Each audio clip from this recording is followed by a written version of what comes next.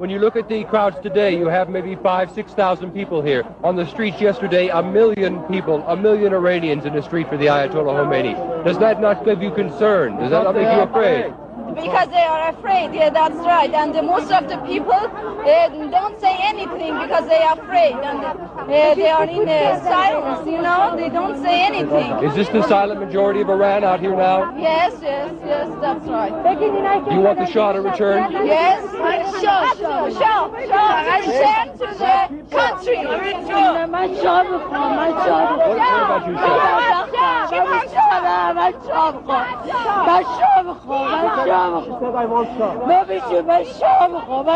Why do you want the Shah? Why does she want the Shah?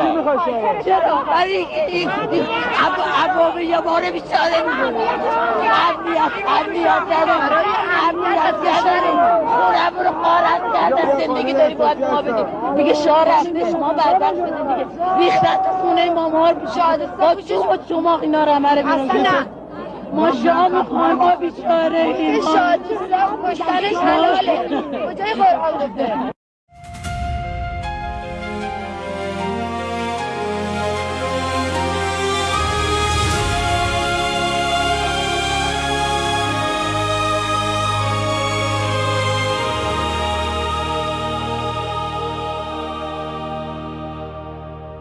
47 years we've been bleeding in the dark, under the shadow of the Islamic regime, with a stone-cold heart.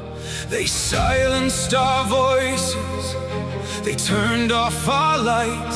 58 days without internet, but we still fought the night. Our children took the streets, they raised their empty hands, and the world looked away. Do you understand? Do you know Europe? Do you know what's been done? Do you know Europe?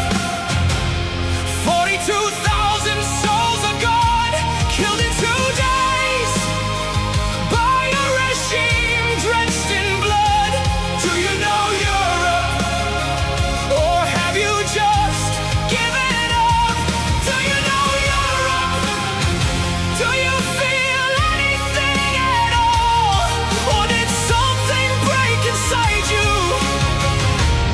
while Iran answered the call? Do you know Europe? 42,000 lives, 2 days, that's all it took. Mothers and fathers and sons, did you even look? We stand with Crown Prince Reza Pahlavi, our hope and voice. Millions behind him marching, he is our only choice. He only fights for freedom, democracy and human rights. But you mock him in your chambers while he fights for our lives, to pull us out of this darkness, this century-long night, while you sign deals with our killers and call it diplomatic right. Do you know Europe? Do you know what's been done? Do you know Europe? They hang 60, 40 souls one by one, hanged within 4 months by a regime drenched in blood. Do you know Europe? Or have you just given up? Do you know Europe? Do you feel anything at all? Or did something break inside you while Iran answered the call? Do you know Europe?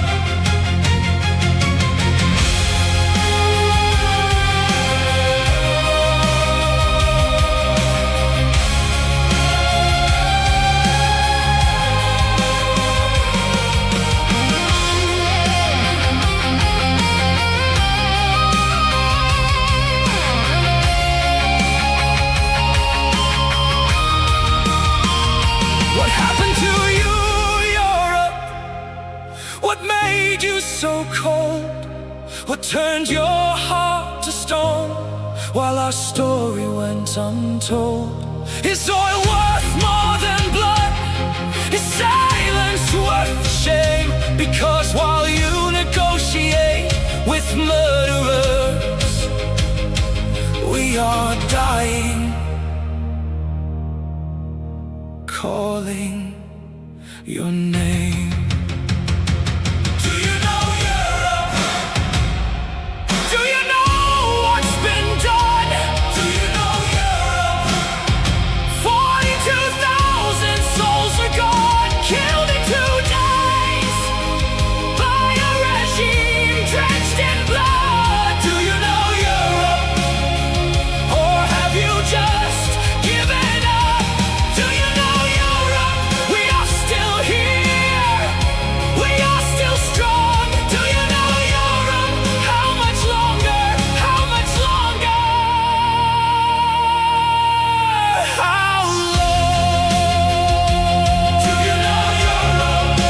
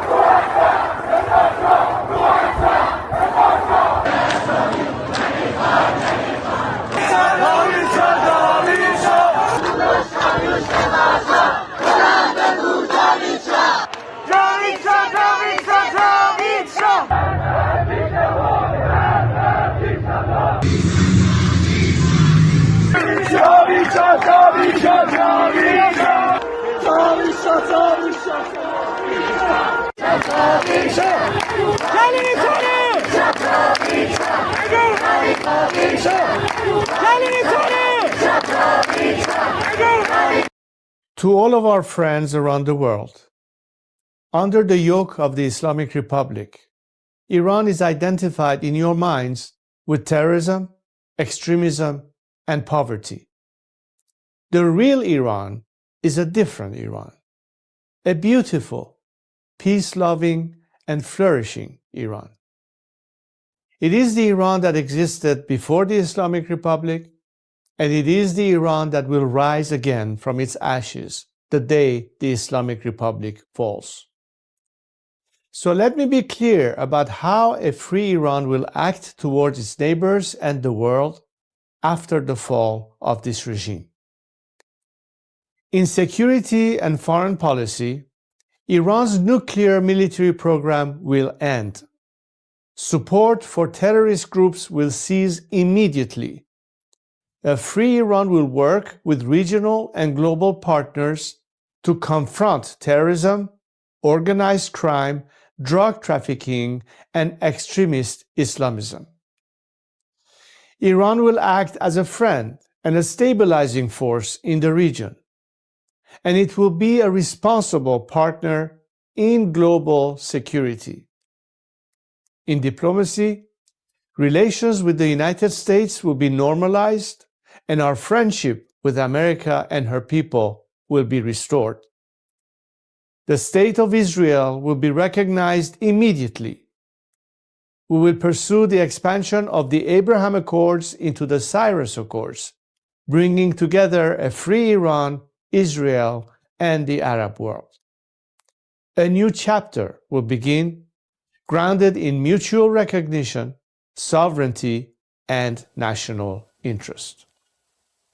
In energy, Iran holds some of the largest oil and gas reserves in the world.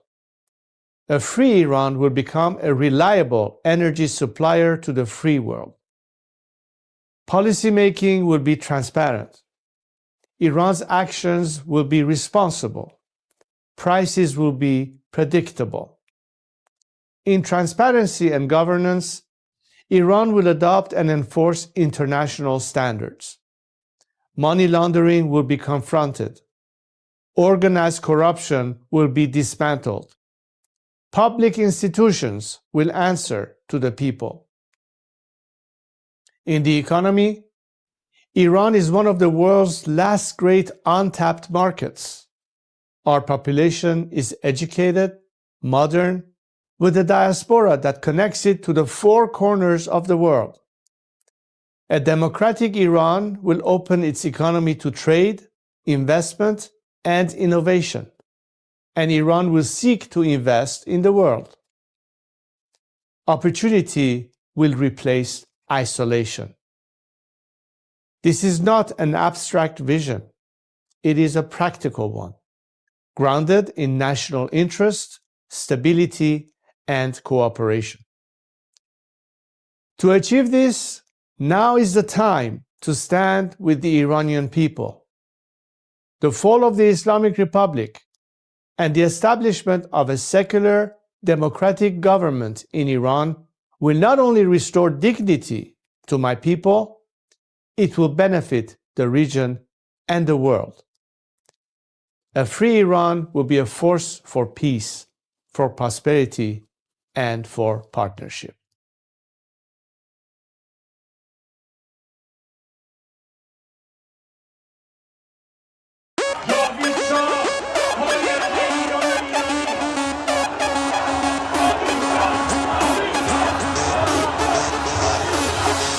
وقتی واسه غمنی گرچه قصه هامون کم نیست همه خسته ایم قبولم ما فرصتی واسه ماتم نیست روشن میشه فردا خورشید سرزمین ما سرم باز و سینه سپر بلند میگم جاوید شاه وقتی واسه غمنی گرچه قصه هامون کم نیست همه خسته این قبولم ما فرصتی واسه ماتم نیست روشن میشه فردا خورشید سرزمین ما سرم باز و سینه سپر بلند میگم جاوید شاه روبروم یه واژه یه هدف به نام انتقامه پشت سرم دعای مادر و تو دستم تفنگ بابامه رو زبونم اسم شاه بگینین عشق بی انتهاست هر جا اسم ایران اومد اونجا صدای بچه رضاست فردا می نویسن تو کتاب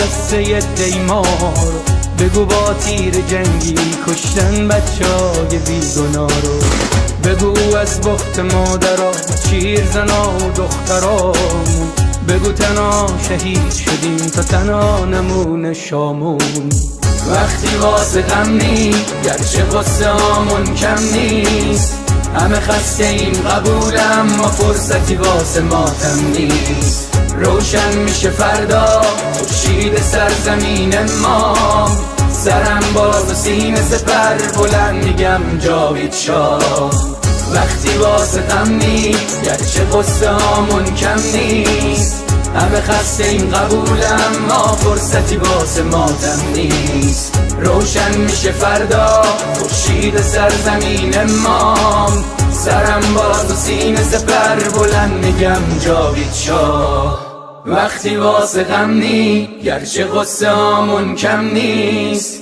همه خسته این قبولم ما فرصتی واسه ماتم نیست روشن میشه فردا خورشید سرزمین ما سرم بالا و سینه سپر بلند میگم جاوید شاه سلام من به تو یار قدیمی منم همون هوادار قدیم سید سلام چطوری مردک کلی کتلت شدین دایی بدون مدرک سلام بسیجی قهرمان رفتی پیش توسی با پنیر و یه نون سنگک سلام به محفل قرآنیتون سلام به مدیرای بحرانیتون سلام به حاجی اکبر و طوله هاش و خارج و رفقای ارگانیتون سلام به دزدای پول ملت که تش میافتین توی تور ملت سلام به همه شما کرکسایی که دارین نونتون رو میزنین تو خون ملت ساکتش زیر دست و پاک و تک بخورین حالا هی به یه بادکنک بدوین سلام آخر تو زندان باشه وقتی قرار به این آب خنک بخورین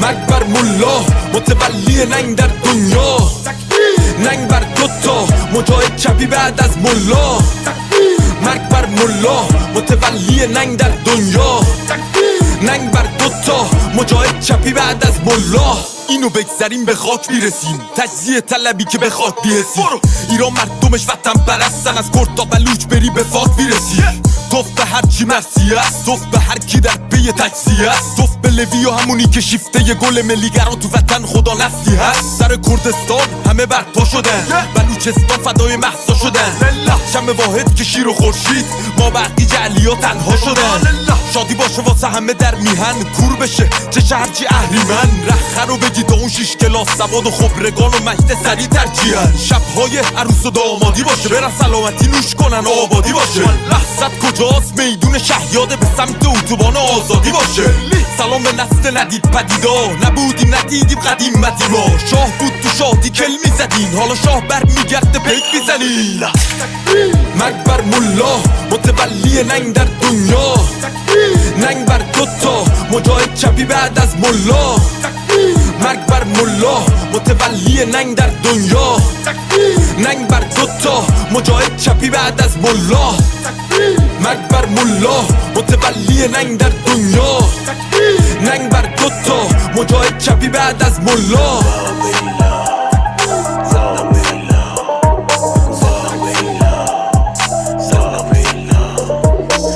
فاهنگ به این خوشگلی با نایده بود اسم این مشخانه رو توش بیاریم ولی خب لازم بود دیگه فکر کنم با نایده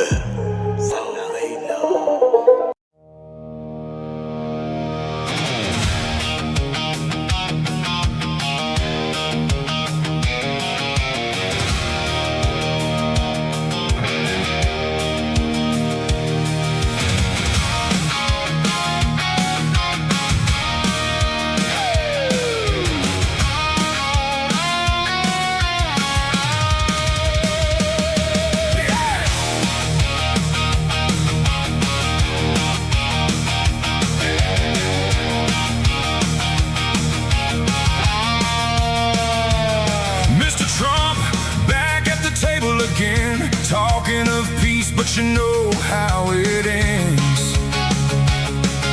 Smiles for the cameras, deals in the light, but truth disappears somewhere out of sight. Mullahs behind it, controlling the flow. You shake hands with fire, but you already know.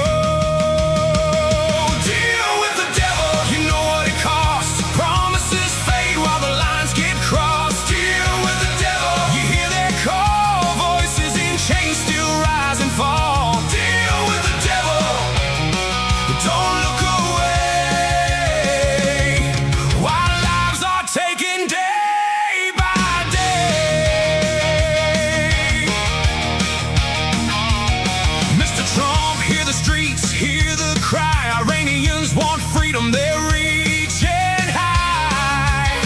From cells to the shadows, their voices still grow, dreaming of a future they don't even know.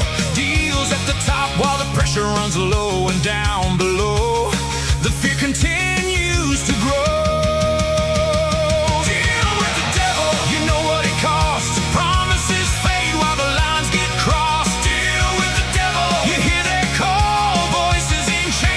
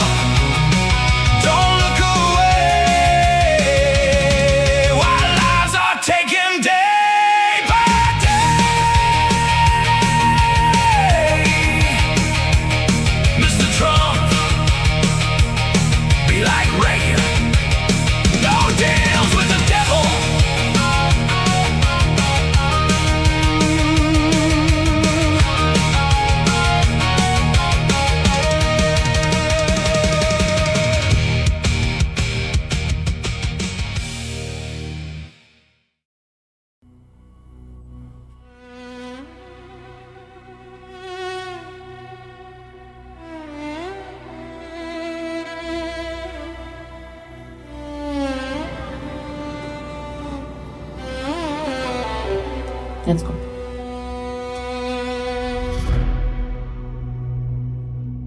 میخوام بگم از دلم، از عشق به این میهنم، به امید روز شکست دشمن شاه برمیگرده به وطن.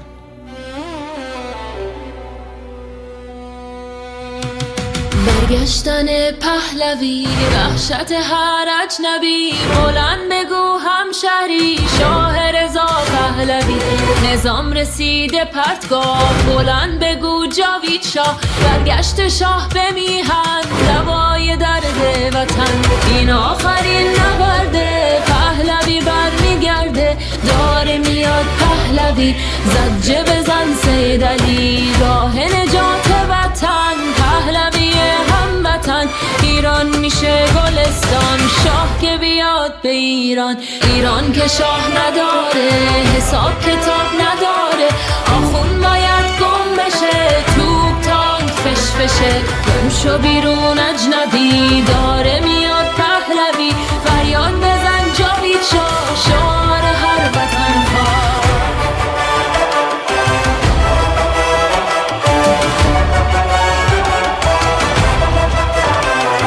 ما شاه میخوایم نه ملا، بذار بشنوه دنیا.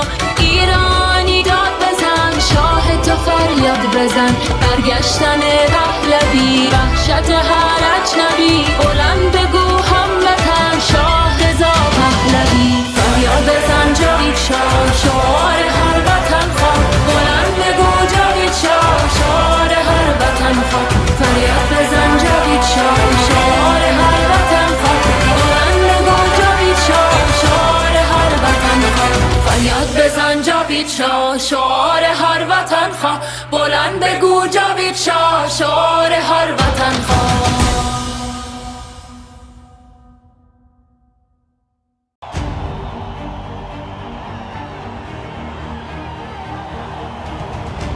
Look at us here today. We see so many flags representing so many nations. We know we are not alone, and we thank you for being with us.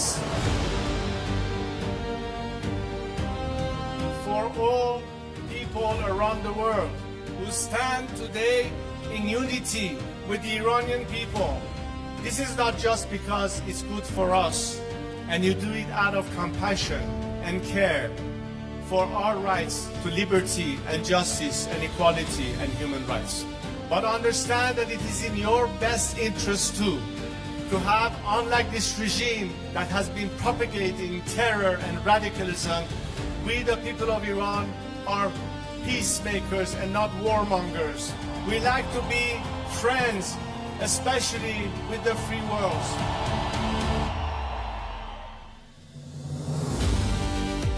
We'd like to be able to have the best neighborly relationship with the people of our area and the region, with the Arab countries, with Israel, and all our other neighbors.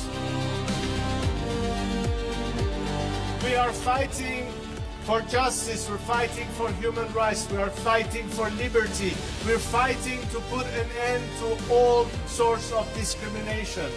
Because as an Iranian, I stand here to tell you that I've dedicated 47 years of my life because I think that my country deserves far better than what we have right now.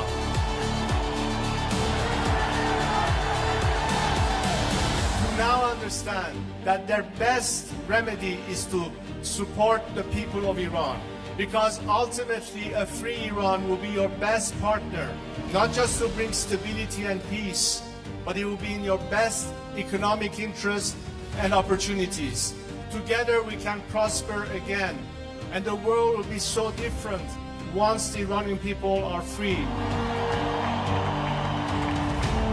I am here to guarantee a transition to secular democratic future.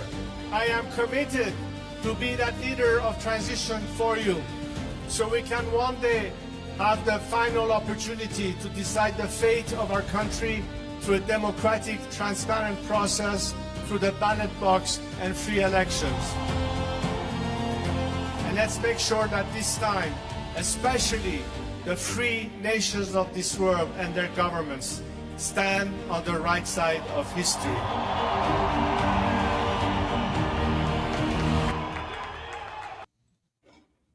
Well, Durud, everyone. Good morning, good afternoon, good evening, wherever you are. Welcome to day 137 of Iran Revolution Live with your wonderful and amazing host, Mr. Armin NAVABI. And your wonderful and amazing host, Goldie Ghamari. Thank you, Armin. How are you doing today? So excited. Operation Sledgehammer. We have a new name, so it might be going to boom boom very fast. It even has a name. I don't know if it has a name. It means that it's starting. I don't know. Okay. I don't know. Is it? I don't. Okay. I don't know. Why don't you bring it up? Let's see what you're talking about. What's Operation Sledgehammer? Okay. So we say U.S. considering renaming Iran war Sledgehammer if truce collapses. So I'm thinking that if they already picked a name for it, that really increases the chances that it's happening. I don't know. What do you think? Yeah? Yeah, I mean, I like that. I like that. It has a name. We went from Midnight Hammer to Sledgehammer. This is bigger. This seems like a bigger deal, than it seems like we're gonna do some major damage. So That's look at this. really funny. Yeah. Yes. So the U.S. military is considering renaming the war with Iran Operation Sledgehammer if the ceasefire collapses and President Donald Trump decides to restart major combat operations. NBC News reported, citing 2 U.S. officials. Any new military combat operations against Iran would be conducted under a new name and operation. By the way, guys, this also helps us. I know it's unconstitutional, but still, it helps with the War Powers Act to be like, this is the new war. It's not the old one. It has nothing to do with what we were doing before. It has a new name. I mean, it's a new name, so that means it's new, right? So the report says, citing a White House official familiar with the discussions, from the administration's point of view, the new operation name would effectively... Oh, yeah, Goldie, I didn't even read this far. I didn't know they're going to say that. Okay, so they are actually... So the renaming is for that purpose. So the new operation name would effectively restart the 60-day clock, requiring congressional authorization for war. The report added, Operation Sledgehammer is not the only name under consideration, the report said, citing unnamed U.S. officials. They're picking names. Looks like they're picking their... They're like... Wow. Oh, my God. Very, very interesting. I mean...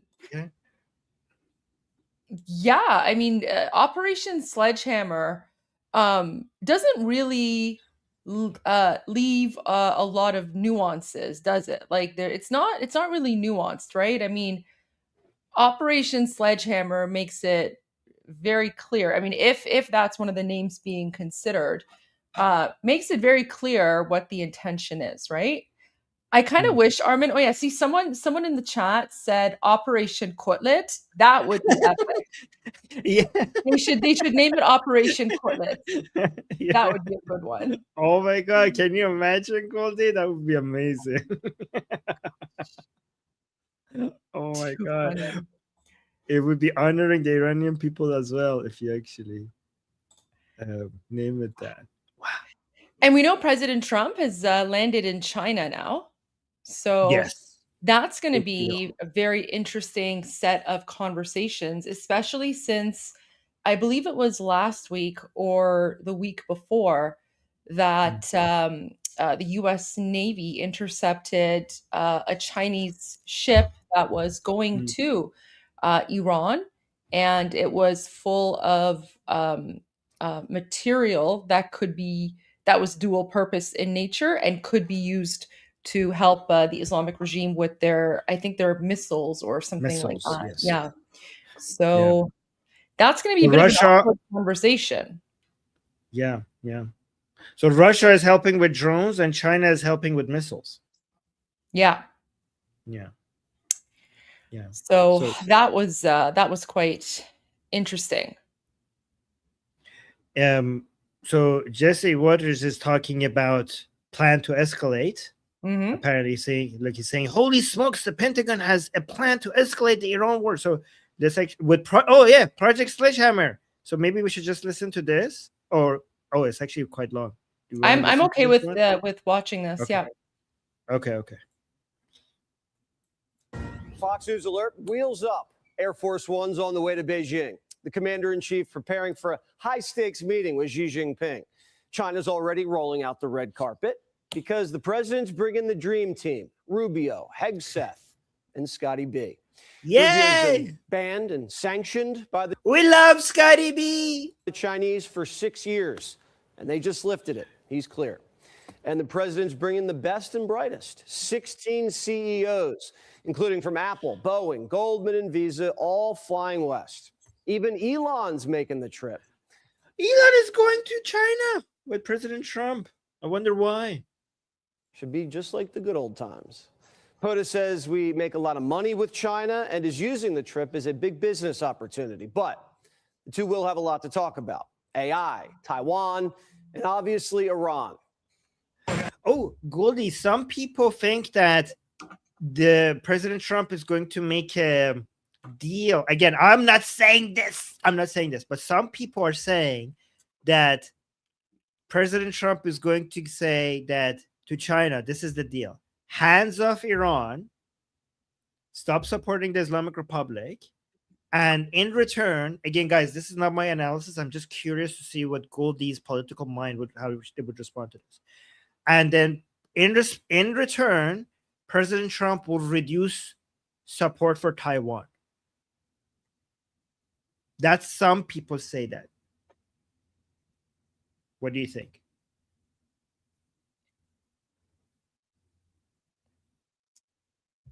So I think that both China and Trump know that the existence of the Islamic regime is more important to China because China relies a lot on the Islamic regime. Their, oil and all of the billions of Chinese dollars invested inside of occupied Iran.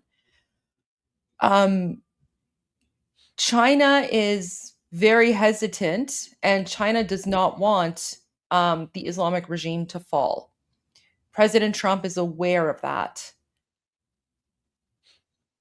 If I were the Chinese government, I mean, the way that I see it is that if, yes, China wants to reclaim Taiwan. However, what would be the point of reclaiming Taiwan if by getting rid of the Islamic regime, that's going to topple your regime eventually? You see what I mean? So I also think that Taiwan is very important strategically to the United States.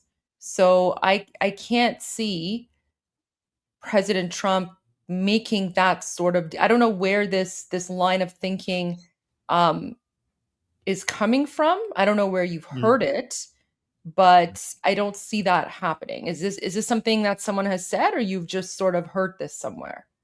No, this is the people who say the Dondro Doctrine is basically America focusing on its spheres of influence and not basically looking at the Western Hemisphere and also places that are important for energy security and focusing on those and letting go of other places in their involvement in other places like Eastern Europe or the Pacific, to be less involved. Again, this is not what I'm saying. I'm just saying that this is some think tanks and some analysts say this. It's a popular view, but I'm not saying it's correct. But they want to do this in return for China and Russia getting off of the places where the United States wants to maintain its sphere of influence, places where they're important for energy or in the Western Hemisphere. If they get off US's back, US will get off their back in places that matter to them. Yeah, Yeah, but but you're agree, but you're so right that Taiwan is so important, too important to just give up on, especially given their involvement in the chip industry and how important Taiwan is for the AI and everything else. You can't just throw them under the bus like that. yeah, I mean, I can't see President Trump throwing Taiwan under the bus like that. I Right. think if anything, what President Trump is going to be speaking about with Xi Jinping is tariffs and the economy, and I believe that's why he's taking Scott Bessent with him, because Scott Bessent is the one that is engaging what is it, Operation Economic Fury against the Islamic regime, where he's pretty much the brains behind the economic chokehold on the Islamic Republic right now. And so Scott Bessent would be the best person to be there to negotiate some sort of economic fury operation against China, because he would know how best to go after China economically. So I think that whatever negotiations are happening would be more on the economic side than on, Taiwan or something like that. That's how I see this. Okay. All right. Okay. Thank you for that. So let's now continue. By the way, I agree. I completely agree that Taiwan is way too important to just like throw on the bus like that. I completely agree. Have a long talk about it. I think he's been relatively good, to be honest with you. You look at the blockade, no problem. They get a lot of their oil from that area. We've had no problem, and he's been a friend of mine. He's been somebody that we get along with. I continue to see that. That's not close enough. Zoom more in. Like why is this so? I want to see every single hair individually. You're not close enough. Things are going to happen. This is going to be a very exciting trip. A lot of good things are going to happen. Beijing's economy. Oh, guys, look at that. Winnie the Pooh is showing some cracks, and without their top two oil proxies, Iran and Venezuela, the Chinese are getting a little desperate, and they may even offer us a little help with the gay Ayatollah. But President Trump says, don't bother. No, I don't think we need any help with Iran. We'll win it one way or the other. We'll win it peacefully or otherwise. The generals prefer otherwise. They're saying the Iranians just drove past a major off-ramp. We could be on the road to more war. NBC reporting that the president already has a name if he restarts bombing again. Operation Sledgehammer. Time's running out for peace. It's very simple. Iran cannot have a nuclear weapon. They will not have a nuclear weapon. They know that. They've agreed to that. And then that's not what they said to me when it came to we don't play games. They're not going to have a nuclear weapon. The president called Iran's latest proposal unacceptable. And now the ceasefire is on life support. 47 might have to break the negotiation stalemate. According to regional sources that I talked to this morning, the domestic pressure on the regime is increasing each and every day. And they view this broadly as something called death by 1,000 cuts. They believe that President Trump has a variety of options on the table moving forward that could damage the Iranian regime further on a military level that would make it even more difficult for those in Tehran to rebuild after the war. Reports say the president's considering a resumption of major combat operations. See, guys, President Trump is really, really eager to find ways to get rid of the Islamic Republic's nuclear ability without, without destroying the infrastructure. It's interesting because so many Iranians are saying that, so many Iranians don't mind some of the infrastructure being destroyed. But the fact that President Trump is trying to find other ways to get rid of the Islamic Republic's nuclear ability shows how much he cares for the Iranian people, which makes it very dumb for people who say like, oh, he wants to do genocide on the Iranian people. He's trying to end the Iranian civilization. He wants to kill as many Iranians as possible. That is so far off from what President Trump is trying to do, because he doesn't even want to destroy the infrastructure. Like, if it comes down to it, he will, some of it, the dual use ones, but he's trying to find other ways, which shows how careful he's trying to be to leave the Iranians' wealth for the Iranian people. The Pentagon says they are locked and loaded. We have a plan to escalate if necessary. We have a plan to retrograde if necessary. We have a plan to shift assets. Certainly in this setting, we wouldn't reveal what the next step may be, considering the gravity of the mission that the president is undertaking to ensure that Iran never has a nuclear bomb. On the menu, a special ops mission to snatch Iran's uranium. In the last 48 hours, both Trump and the Israelis have toyed around with the idea. How do you envision the highly enriched uranium will be removed from Iran? You go in and you take it out. With what? Special forces from Israel, special forces from the United States? Well, I'm not going to talk about military means, but what President Trump has said to me, I want to go in there. The Pentagon just... So yeah, this is actually very difficult to do unless the regime falls. You know, I think the best way you could do that is to topple the regime first to save American lives and not put American soldiers' lives and American engineers' lives at risk. You need to, I think the best way is to topple the regime and then go get the nuclear dust with the cooperation of the transitional government under the leadership of Prince Reza Pahlavi. And again, the only way to do regime change is to empower the Iranian people for an uprising. By the way, guys, we have a lot of super chats. We will get to the super chats soon. Let's just finish this clip first, and then we'll go to the super chats. Thank you for all the support, by the way, guys. Revealed the location of a top secret submarine capable of launching nuclear missiles. Oh, yes, submarine. We have submarine. Guys, this submarine came out in the Strait of Gibraltar. Strait of Gibraltar is at the west end of the Mediterranean Sea, which is not close to where the Persian Gulf. However, it came to it came to the surface and it was detected, which means that to some people it means that it was trying to demonstrate that we're on the way, as a way to intimidate the Islamic Republic. What do you guys think? Right? From Israel, special forces, the United States? Well, I'm not going to talk about military means, but what President Trump has said to me, I want to go in there.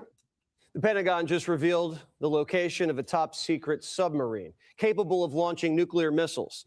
The Ohio-class sub's docked in Gibraltar, and its Trident II ballistic missiles can hit targets over 4,500 miles away. The Pentagon never discloses the locations of their nuclear subs, and they just did. Yeah, so this being revealed suggests that they're using it as an intimidation tactic. Hours after the Iranians sent us that crummy proposal. On the ground, the military's training robo-dune buggies with mounted machine guns. It's next-gen stuff. They were just seen in Morocco. Similar terrain to Iran. And we're also going to start arming Apache helicopters with their own drones. Look at that. Also in the skies, our B-1 bombers are conducting training missions. And here are the Super Hornets and Growlers launching from the USS Lincoln. General Keane says we might have to pull the trigger. We know the regime is likely going to survive even if we return to combat operations, but we would want it to be so weakened that it's vulnerable to collapse. I think we've given negotiations truly a test of time to see if it would work, and it's not going to work. And my judgment is the best thing to do is go back and finish what we started. The UAE. Yeah, and also, guys, now that the negotiations have been given a chance and they haven't worked, you have the most legitimacy to use maximum military operations, because you have demonstrated to the world that you already demonstrated that negotiation with the Islamic Republic doesn't work. He's jumping in too. Reports say they've been carrying out secret strikes on Iran. They hit an oil refinery last month And Reuters is reporting that the Saudi Arabia, guys, yes, we know that the UAE attacked Lebanon, but now we know Saudi Arabia was also, Reuters reported that Saudi Arabia also attacked the Islamic Republic, which is late, too late, but still, it's a big deal. It's a turning point. Guys, as Goldie reminded us, these countries were always part of the problem. Okay, so even though now they're becoming aggressive against the Islamic Republic, we will never forget that they were part of the problem and they had a strategy of appeasement with the Islamic Republic until they realized that you cannot appease, you cannot live side by side with an Islamic Republic, right? But even though that this is a huge turning point, it shows that they finally have realized that this is not a monster that you could contain. Saudis got off the sidelines. In retaliation to Iranian aggression, the kingdom launched missiles inside the mainland. You know it's bad when the Jews and Arabs are on the same page. The Iranians still talking. Oh my God. Guys, this is a civilizational change. This is not just a military attack by the UAE and Saudi Arabia against the Islamic Republic. This is like an end of an era and the beginning of a new one. A big game, though. The parliament speaker says this. Oh, Goldie sent us a video about the Saudi attack. Should Yeah, we you can play that first? after. No, play it after this. Yeah. Okay. Our armed forces are ready to deliver a well-deserved response. Mistaken decisions will always lead to mistaken results. The Iranians still haven't even broken through our wall of steel. The embargo's already turned around 65 ships. And economic fury is squeezing the IRGC's oil pipeline to the Chinese. Bessent just slapped on more sanctions. Raising Kane says the Iranians are feeling it.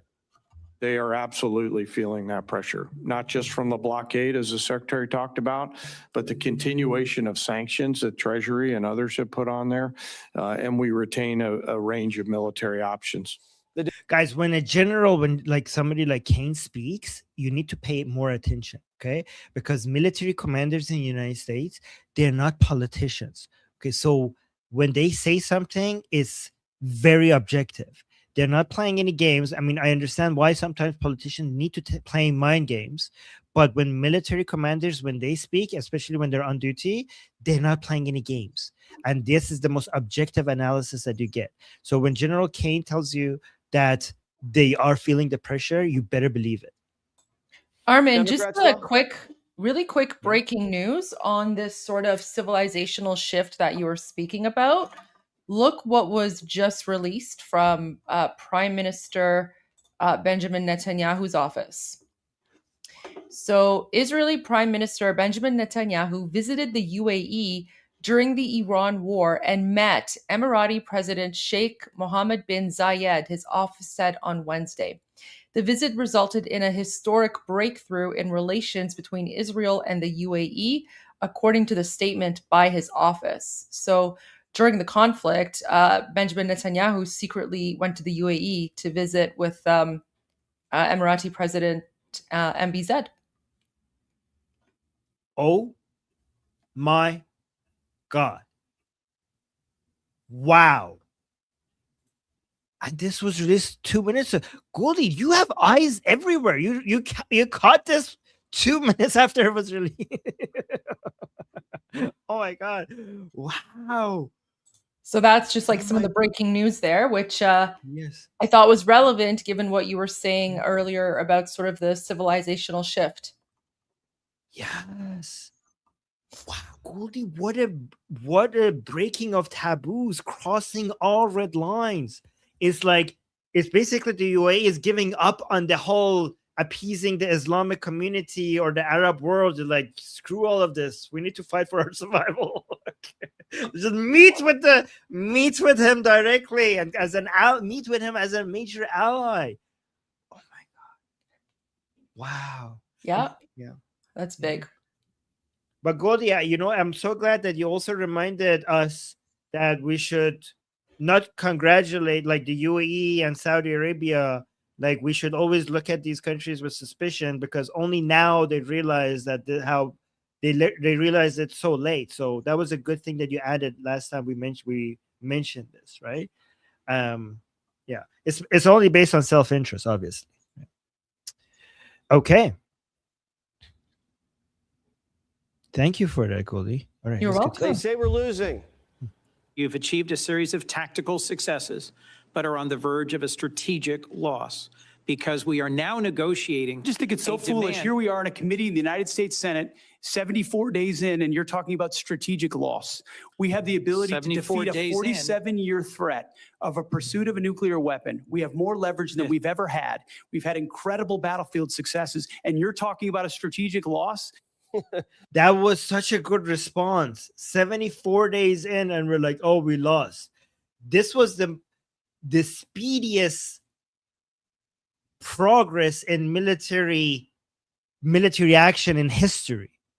It's 74 days and this much damage to the Islamic Republic. This has been the most impressive military operation in the history of warfare. And these people are like, oh, the regime didn't collapse after 74 days. Guys, when the Soviet Union fell under economic pressure, it took years. And that was seen as the major victory to Western global order.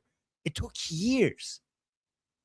And the Islamic Republic, after 74 days, are like, oh, we lost because they're still standing. So stupid, so stupid. Democrats, like the Iranians, are begging for a stalemate. And the media, well, they just can't keep up. Mr. President, your promise to bring inflation down is now at its highest level in 3 years. Are your policies not working? No, What's my happening? policies are working incredibly. If you go back to just before the war, for the last 3 months, inflation was at 1.7%. Now, we had a choice. Let these lunatics have a nuclear weapon. If you want to do that, then you're a stupid person, and you happen to be. I mean, I know you very well.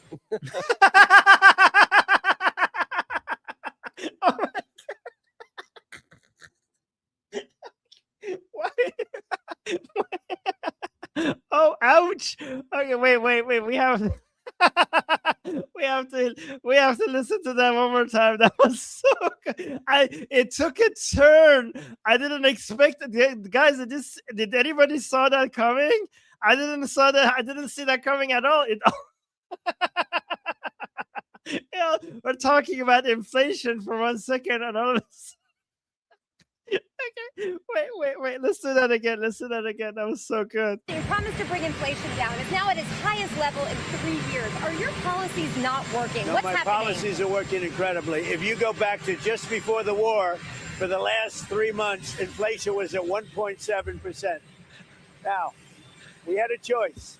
Let these lunatics have a nuclear weapon. If you want to do that, then you're a stupid person, and you happen to be. I mean, I know you very well. If you believe this, you're a stupid person. Well, and to be fair, you are a stupid person. I know you very well. Oh my God. I love that. Oh my God, he's great. The markets are stomaching all of this. The Dow is up today. Wages are up even after that hot inflation report because Iran closed. Yeah, guys. And by the way, when the inflation would be high, even without war, if the economy is growing very fast. So just take that into account as well. Straight. But the price of crude is still down from 2 weeks ago, and the president says this all ends soon. The price of oil, people are like saying the price of oil is so high.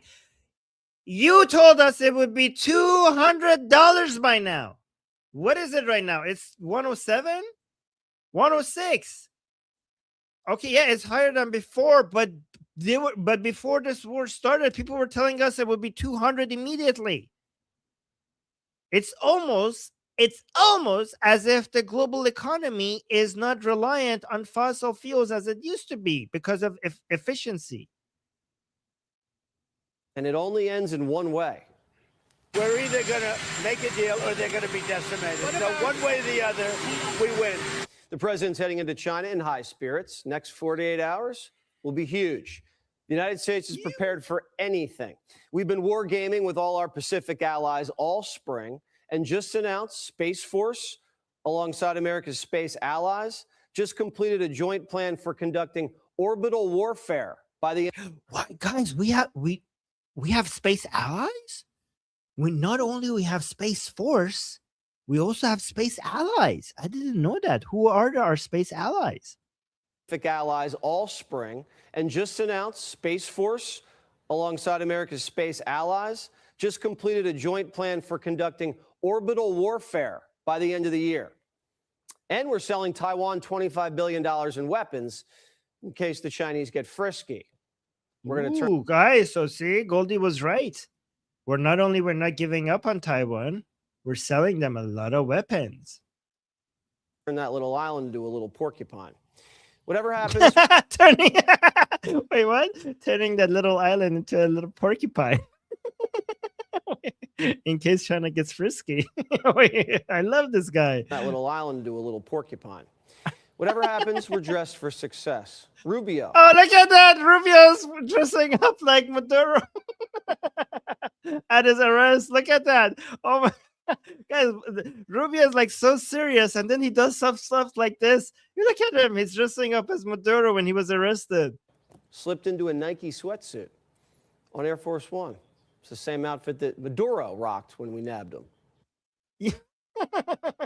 Guys, it's exactly the same of what Maduro was wearing when he was. We should put the picture side by side. I should have put the picture side by side. All right, let's do this video. And then we'll go to the super chats. So promise we will after this to the super chats. Okay. So let me actually full screen this. To make sure the subject of Iran does not overshadow his trip to Beijing. But it's bound to be a thorny subject given Beijing's close ties with Tehran. Chief Foreign Correspondent Trey Yeeks joins us live from Tel Aviv with the latest. Good morning, Trey. Yeah, hey guys, good morning. President Trump had a message for Chinese President Xi Jinping ahead of his departure to Beijing. The Chinese are the world's largest importer of Iranian crude oil. What is your message to President Xi as it relates to the Iran war? Well, I think number one, we're going to have a long talk about it. I think he's been relatively good, to be honest with you. You look at the blockade, no problems. They get a lot of their oil from that area. We've had no problem, and he's been a friend of mine. He's been somebody that we get along with. And I think you're going to see that good things are going to happen. This is going to be a very exciting trip. A lot of good things are going to happen. The Middle East remains on edge after the latest efforts for a diplomatic solution with Iran did not pan out. In a post on Truth Social overnight, President Trump said, in part, Iran had 159 ships in their navy. Every single ship is now resting at the bottom of the sea. They have no navy. Their air force is gone. All technology is gone. Their leaders are no longer with us. And the country is an economic disaster. Only losers, ingrates, and fools are able to make a case against America. With an ongoing U.S. military bill. Wait, guys, I found the picture. Here's the comparison. This is Rubio and Maduro. It's exactly that. Like this is not an accident. This is not an accident. Okay, is it an accident? I don't think it's an accident. It's basically the same thing. Yes. Okay. I don't know why. I don't know why he's saying it. Does it just make funny? I mean, I love it. I'm not complaining. Yeah, Rubio wears it better. You guys are right. It looks so much better on him. Build-up across the region. Reports indicate that Saudi Arabia conducted airstrikes against Iran during the war. Fox also reported on Tuesday the UAE took part at the end of Operation Epic Fury. The Iranians have continued their threatening language, worried that a bombing campaign will resume.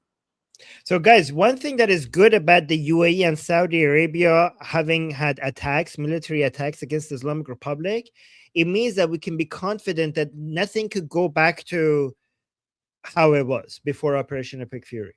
We will have tension between these countries in the region until the Islamic Republic falls. Given that the UAE and Saudi Arabia have crossed that red line, there is no going back to normal. So one way or another, the Islamic Republic has to go if you want some sort of a peace and stability around the Persian Gulf.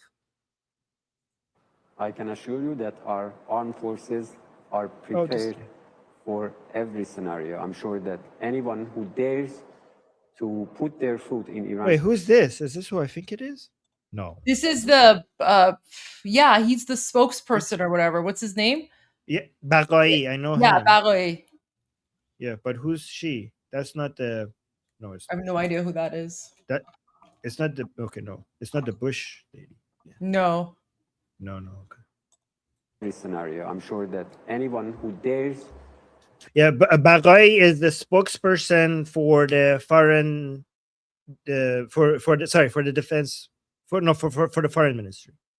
Yes. To put their foot in Iran's territory, they would be badly regret. Sure, buddy, sure. I mean, if you want to act so tough, speak a little bit more forcefully. Like you're like, anybody who attacked us will very much regret it. Okay, buddy. Okay. Like if you want to pretend to be strong, at least talk tough. Like, what is this? Like low energy. Look at the hold on. I can assure you that our armed forces are prepared for every scenario. I'm sure that anyone who dares to put their foot in Iran's territory, they would be badly.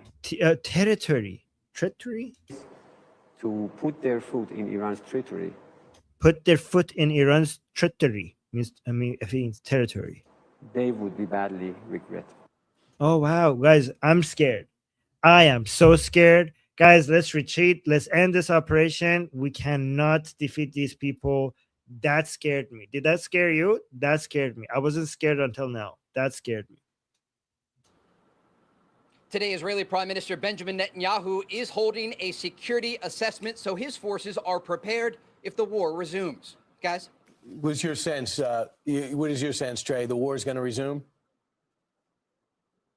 It's hard to tell. Ultimately, President Trump will make that decision, but the Iranians have not shown a good faith effort at the negotiating table to reach a deal. It's very clear. The president has said Iran will never have a nuclear weapon. That means they can't enrich uranium. They have to get rid of the centrifuges. The already highly enriched uranium at 60% purity that was buried in the aftermath of Operation Midnight Hammer has to be exported from the country, and they have to open the Strait of Hormuz. This is a critical waterway that accounts for 20% of the oil flow for the entire world, and the Iranians are holding it hostage. They are, as Secretary Rubio has called it, using an economic nuclear weapon against the world. And the president isn't going to stand for it. The Iranians aren't going to be able to control the strait. They're not going to be able to impose tolls on vessels that are passing through. And they have to let these ships that are currently trapped in the Persian Gulf go to their final destinations. And so at this point, the U.S. military buildup continues. The Israeli military is on high alert. And if the president orders strikes against the Iranian regime, regional sources do believe there is a path forward here that doesn't include a deal that continues to weaken the Islamic Republic and the That doesn't include. There's a guys. I like the sound of that. Do you guys like? There's a path forward that does not include a deal. I picked that path. Let's go back. Let's show you. Listen. Strikes against the Iranian regime. Regional sources do believe there is a path forward here that doesn't include a deal that continues to. Those are the magic words here. That's what we want to hear. Weaken. Yes, please. People are saying yes, please in the chat. Islamic Republic and the officials in Tehran. There's a Goldie. The comments that we're showing on screen. There's somebody from Rumbles. The link is stuck at the bottom. Maybe if I turn it off and turn it back on again, it will be. Oh, yep, fixed it. Just had to turn it off and on again. There was a giant link. Sometimes it just like freezes, it glitches. So, freezes. Yeah. Okay. Fixed it. Just turn it like guys. Turning it off and on. Half of tech problems solved just by doing that. Okay. All right. So that they have to come to the negotiating table in the future. So Trey, we're in a ceasefire, a quote unquote, but we saw some movement from the Gulf states. One particular. Are you hearing? It's not the Gulf states. It's the Persian Gulf states. Which Gulf? Which Gulf? We have so many Gulfs on this planet. All over. They all have names. Every single Gulf on this planet has a name. Why is it that only this one is referred to without around the Gulf? Around which one of them? Around the Oman Gulf, around the Mexican, formerly known Mexican Gulf, basically America's Gulf. And which Gulf? Which country? Like Gulf states. Name it. Say its name. Some movement from the Gulf states. One particular. Are you hearing on the ground that more of them are going to get involved from an offensive standpoint, like we saw yesterday? The short answer is yes. And recent reports indicate both Saudi Arabia and the UAE conducted strikes against the Islamic Republic during Operation Epic Fury. And when you think about what happened here, I spoke with President Trump earlier in the conflict, and he told me he was most surprised by the fact that these Gulf countries, uninvolved Gulf countries, Persian Gulf, were coming under Iranian missile and drone attack. And the Iranians haven't stopped these attacks. As recently as early this week, you saw Kuwait and the UAE working to shoot down incoming Iranian drone fire. Iranian proxies across the region, including Hezbollah, continue to fire on U.S. ally Israel, and the Iranians appear. I like when every time he mentions Israel, he says U.S. ally Israel. That's good. That's good. But he also needs to learn how to say Persian Gulf. Including Hezbollah, continue to fire on U.S. ally Israel, and the Iranians appear unwilling to make a deal. And as these Gulf countries come under attack, it Persian Gulf leaves them with no choice but to get more directly involved, understanding that they are on defense, shooting down this incoming Iranian fire. And despite the fact that the successful U.S. naval blockade remains in place, the Iranians are using these coastal military installations in cities like Bandar Abbas to threaten the region. Invade Bandar Abbas, liberate Bandar Abbas, half of your problems will be over. Strait of Hormuz will be liberated, and the Islamic Republic will lose its last point of leverage. Liberate Bandar Abbas with American forces, then vet the Iranian people coming to Bandar Abbas using Prince Reza Pahlavi's team, then train the Iranian people who have been vetted by the team of Prince Reza Pahlavi using Ukrainian soldiers with guns and drones, and how to use guns and drones, and then create an Iranian military in Bandar Abbas, collaborate with Mossad for intelligence, and then start freeing Iran from Bandar Abbas, move towards the north, and immediately liberate the Strait of Hormuz before you liberate the rest of Iran. That's the plan that you should go with. All right. Thank you so much, Trey. President Trump said right before he left, he said, either we make a deal with Iran or they're... See, Amir saying, I love this plan. Thank you. Very sound approach. Well, thank you. Thank you. decimated. He said, that's not on my agenda for President Xi when I go to China. We'll see. Okay, we will see. And Goldie, should we do super chats now? Really quick, I just want to share something really quick. Look at this. So Araqchi, the foreign affairs minister, posted an hour ago, in a clear attempt to sow discord, Kuwait has unlawfully attacked an Iranian boat and detained 4 of our citizens in the Persian Gulf. This illegal act took place near island used by the U.S. to attack Iran.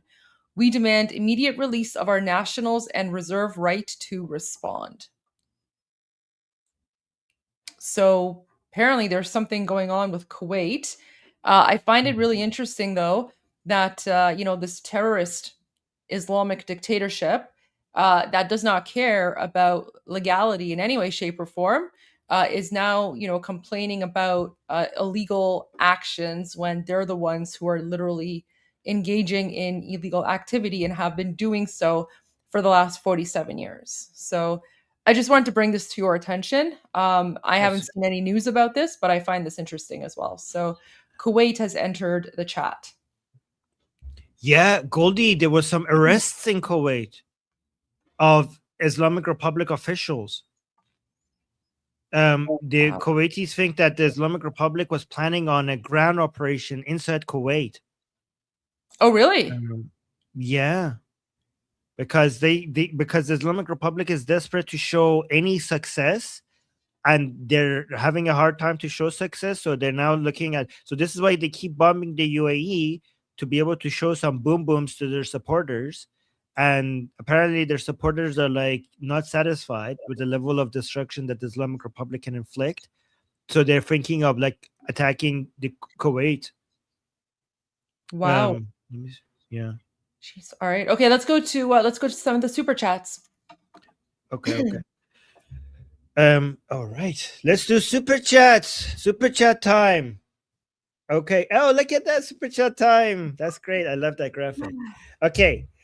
Amir, thank you so much for the membership gifts. Always so supportive. And also Amir with 30 shekels from Israel. Thank you so much.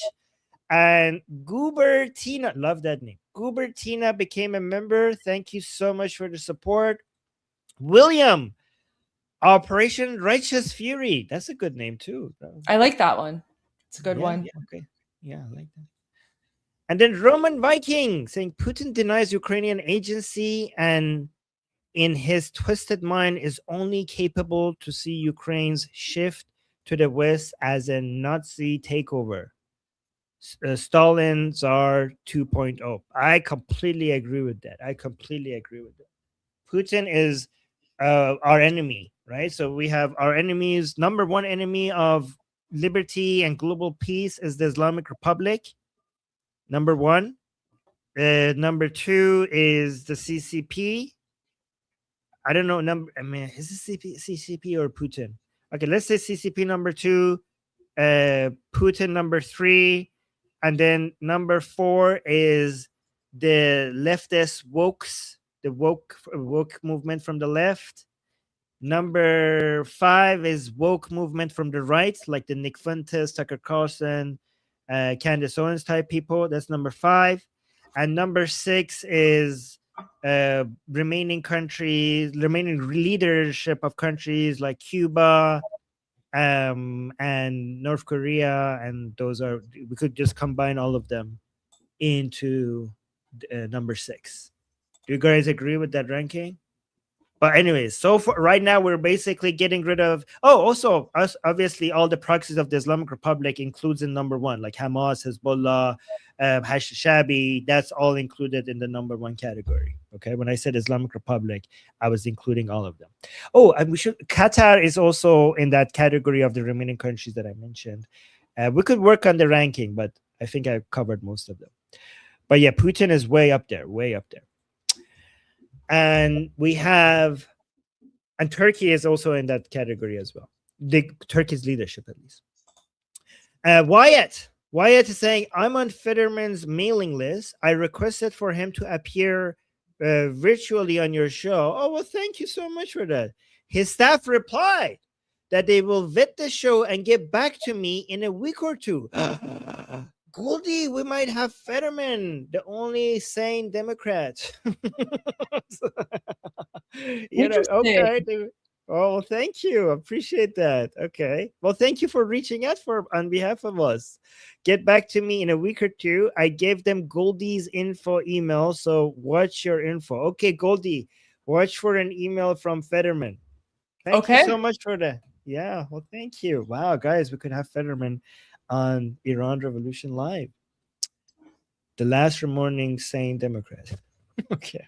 I don't know. Maybe there are other ones that I've missed. William, with another super chat saying, yes, the Ohio likely surfaced as a show of force. Okay. Okay. Submarine basically as a way to intimidate the Islamic Republic. That is very intimidating, by the way. That is like a weapon that could cause unbelievable destruction coming out of nowhere without ever being noticed. That's a weapon that you could basically flatten entire countries with it without even being noticed. That's one of the most intimidating sources of power that United States has, right? And then we have Don B saying, Goldie and Armin from an American here in Florida, just wanted to say thank you for all you do. I have learned so much about the brave people of Iran through you guys. Well, thank you, Don B. I pray for the freedom of the Iranians every day, Javid Shah. Well, Javid Shah and long live America, back to you. Thank you so much for your support. That is very sweet, very kind. Thank you so much for that. And then we have Fuchsa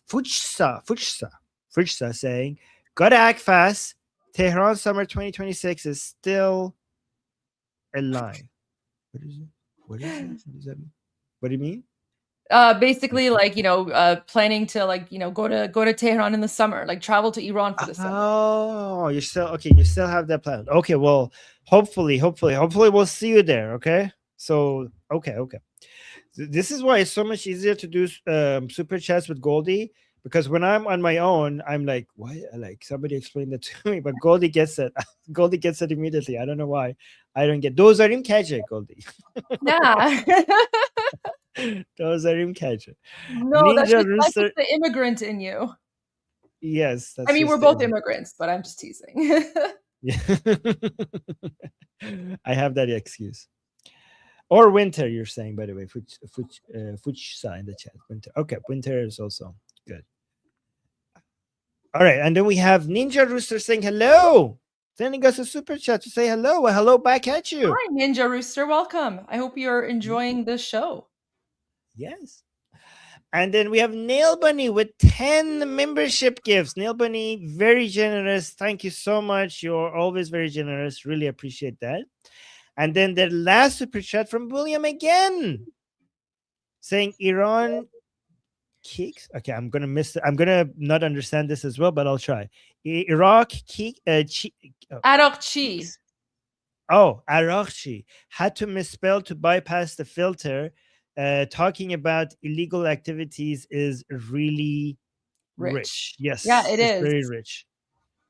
Very ironic, incredibly rich. Like, just honestly, the lack of self-awareness and the way that they try to gaslight, it's you know, at this point, it's just all you can do is just shake your head and just roll your eyes at how ridiculous these people actually are.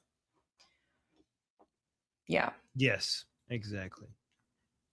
Okay, well, guys, thank you so much for all that support. That is very, very generous. We very much appreciate all of that. And let's go back to the news. Armin, can I share something with you? Of course. So this is something that President Trump said 2 days ago, and I wanted your thoughts on this. It's a little bit further in. Let me see if I can find it. I think it's like 2 or 3 minutes in. You rejected a deal from Iran over the weekend.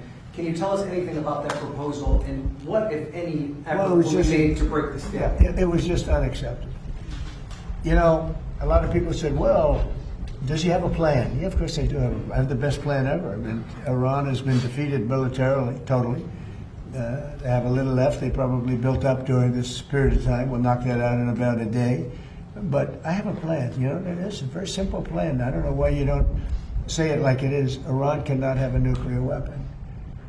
They're very dangerous. They're very volatile. It's a terrible thing that's happened over there. They've killed 42,000 people in the last 2 months. 42,000. At least that's what we know of. 42,000 people. They killed numerous people over the last week, but they killed 42,000 people a month and a half ago. They were unarmed protesters, not at all violent protesters. And they started taking them out, shooting them. So we're not going to let them. That's the plan. You know, people say, what's the plan? The plan is very simple. The blockade, first of all, was a part of military genius, just like Venezuela was military genius. We have the greatest military in the world by far. It's coming up. We're stocked up with great ammunition. We have much better stuff than we did 2 months ago when we first did the attack, which knocked them for a loop. But very simple. Iran cannot have a nuclear weapon. It can't have it. And if they did have it, the Middle East would be gone, Israel would be gone, and they'd hit Europe probably next. We're doing the service to the world. And this has gone on for 47 years. Other presidents and leaders of other countries that have the power should have done it, but they didn't do it. But it's a very simple plan. Iran cannot have a nuclear weapon, and they won't have a nuclear weapon, and they didn't want to go that far. If you can believe it, they didn't. How stupid. Are they stupid people? They didn't want to believe it. They think that, well, I'll get tired of this, or I'll get bored, or I'll have some pressure. But there's no pressure. There's no pressure at all. We're going to have a complete victory. We've already, in theory, had a... Okay, this is the part, Armin. So listen to what he says. He says, okay, let me just play it, but listen to what he says about the victory. Iran cannot have a nuclear weapon, and they won't have a nuclear weapon, and they didn't want to go that far. If you can believe it, they didn't. How stupid. Are they stupid people? They didn't want to believe it. They think that, well, I'll get tired of this, or I'll get bored, or I'll have some pressure. But there's no pressure. There's no pressure at all. We're going to have a complete victory. We've already, in theory, had a complete victory from the military standpoint. The military. So Armin, he says we are going to have, like, he's like, we will have a complete victory in the future. But he says, but from a military standpoint, we've already had a victory. So why is he differentiating victory? Why is he saying we're going to have victory in the future, but from a military standpoint, we've already been victorious from a military perspective, but we're looking for a complete victory?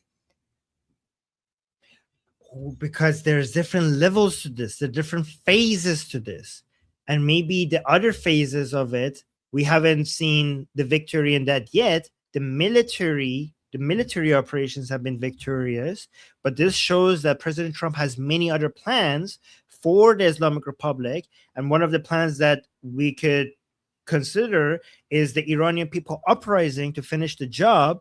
That is also part of President Trump's plan.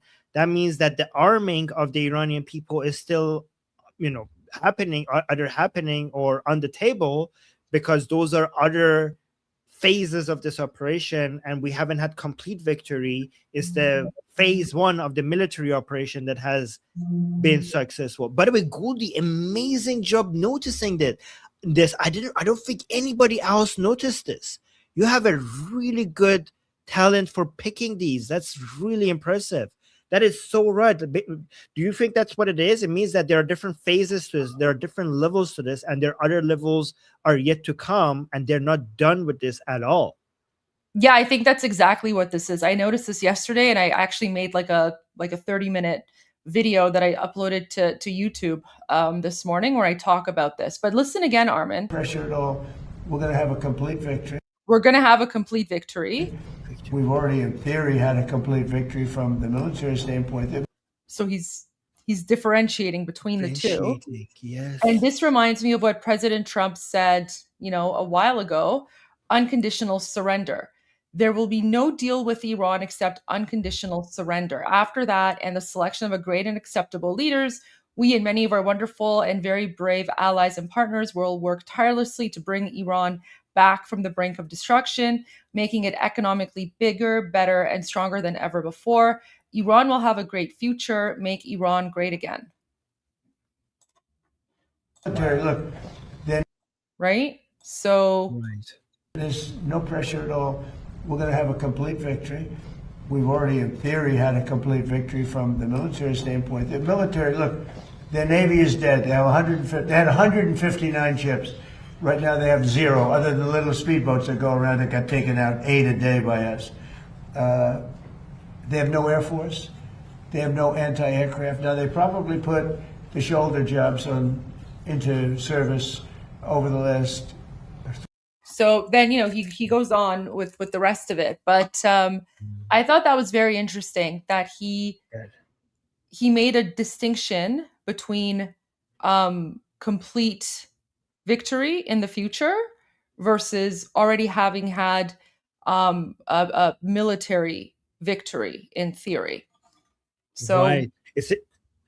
That's so good that you notice that, because a lot of people think that when he says we have achieved victory, they analyze that to think that he's done. But you actually went into a lot more detail and nuance and showed that he's saying that we had the military victory, and he makes it very clear that they're not done and there's more victories to come, and they haven't had overall victory in this based on what was defined in that post hasn't been achieved yet. And just because he says phase 1 has been a victory, it doesn't mean that the total project has already been done. That's what I think. And then have you watched this part of have you watched this at all? Should I play the rest of this for you? Sure, yeah, let's play that. Well, have you seen it though? I think we played clips of it. Remember yesterday? We haven't watched the full thing, but we played clips of it yesterday with each other. But also, we didn't have you noticing these little details. We were just playing it, right? So it would be worth going through it with your level of detail analysis. Well, yeah, well, that's because I don't think the clip that you played shared that part, maybe. But there's Included something this part, else okay. here. There's something else that he says, which is I find really hilarious. 3 weeks, probably. But essentially, they have no anti-aircraft, they have no radar. And frankly, their leaders have been killed at the first level, second level, and half at the third level. And then they come back and they want to negotiate, and they give us it's a stupid proposal. And nobody would. So, Armin, who's they? When he says, you know, the first level, the second level, half of the third level have all been killed, and he's like, they come back with a stupid proposal, right? Who's he referring to? Because I don't know. Have been killed at the first level, second level, and half at the third level. And then they come back and they want to negotiate, and they give us it's a stupid proposal. And nobody would take it, although Obama would have taken it, Biden would have taken it. What they took was far worse. So we stopped them twice. We stopped them when I terminated the worst deal probably ever made in the history of our country in terms of defense. That was the Iran nuclear deal by penned by Barack Hussein Obama. That would have given Iran a nuclear weapon within a year. They would have had it years ago. I terminated that in my first term. And then when that beautiful plane right there hit them hard, we really hit them hard. And they told me, I want to just tell you this because they like to say, oh, well, maybe it wasn't that hard a hit. Iran told me very strongly, because they intend to give us the nuclear dust, as I call it. It's easier than talking about other terms. Okay, so this is the part, Armin. Did we play this part yesterday? I can't remember because there's been so much news. But President Trump basically says Iran has agreed to give them the nuclear dust. Yeah, which goes against Mujtaba Khamenei's official statement, allegedly at least, making it very clear to the regime supporters that not his statement made it very clear that not only they're not going to give the nuclear dust, they're not even going to talk about it with the Americans. So whoever is saying that is full of crap, because they know that the Islamic Republic will not be able to afford going against a statement that was officially attributed to Mujtaba Khamenei. They intend to give us the nuclear dust, as I call it. It's easier than talking about other terms because it's a term everyone knows. But the nuclear dust, which is what we hit, they told me, number one, you're getting it, but you're going to have to take it out because the site was so obliterated that there's only 1 or 2 countries in the world that could get it. It's so deep and got hit so hard that there's no way they have the equipment to move it. You and China are the only 2 countries in the world that could take it out. So we talked about it, and they said, you'll have to take it out because we don't have the capability of doing it.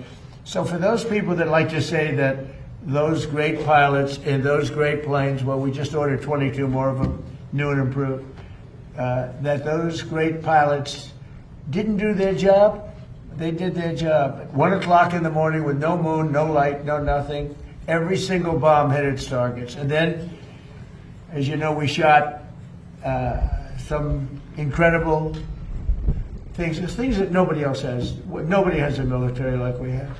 We shot the Tomahawks from a submarine 200 miles away, and that went on top of it. But every one of those, including the Tomahawks, every one of those weapons and shots hit perfectly.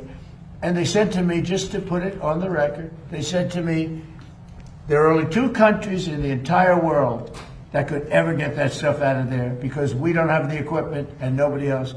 They said China and the United States. So I just want to let you know, those pilots did an unbelievable job, very dangerous job at 1 o'clock in the morning. Think of it, no moon, no nothing. We had no light, purposely. And every single one of those bombs were right down an air chute in a granite mountain that exploded. And they are unable to get it, even if they wanted to. But we're not going to take a chance, so that's part of the deal. So, sir, you said Iran agreed to allow the removal of all their enriched uranium? Yeah. Well, they did it 2 days ago. They didn't, okay? They did 2 days ago. They said, you're going to have to take it. We were going to go with them, but they changed their mind because they didn't put it in the paper. So when they sent us this document that we waited 4 days for, that should have taken 10 minutes to do, look, very simple. We get that. They guarantee no nuclear weapons for a very long period of time, and a couple of other minor things, but they just can't get there. So they agree with us, and then they take it back. But they said to us that it was so badly obliterated, it was the word they actually used, that was my original word, then it got challenged by some of the fake news. And it wasn't challenged with any knowledge, it was just challenged like they were hoping that this wouldn't have been so successful. No, it was obliterated. We have the greatest military in the world. I built it largely in my first term, and I didn't know I'd be using it quite this much in my second term. But very simply, when they say, does he have a plan? Yeah, I have a plan. The plan is very simple. You know, in war, you have to change. You have to be flexible. You have a lot of plans, but you have to do different plans in different days. But I have a great plan. But the plan is they cannot have a nuclear weapon.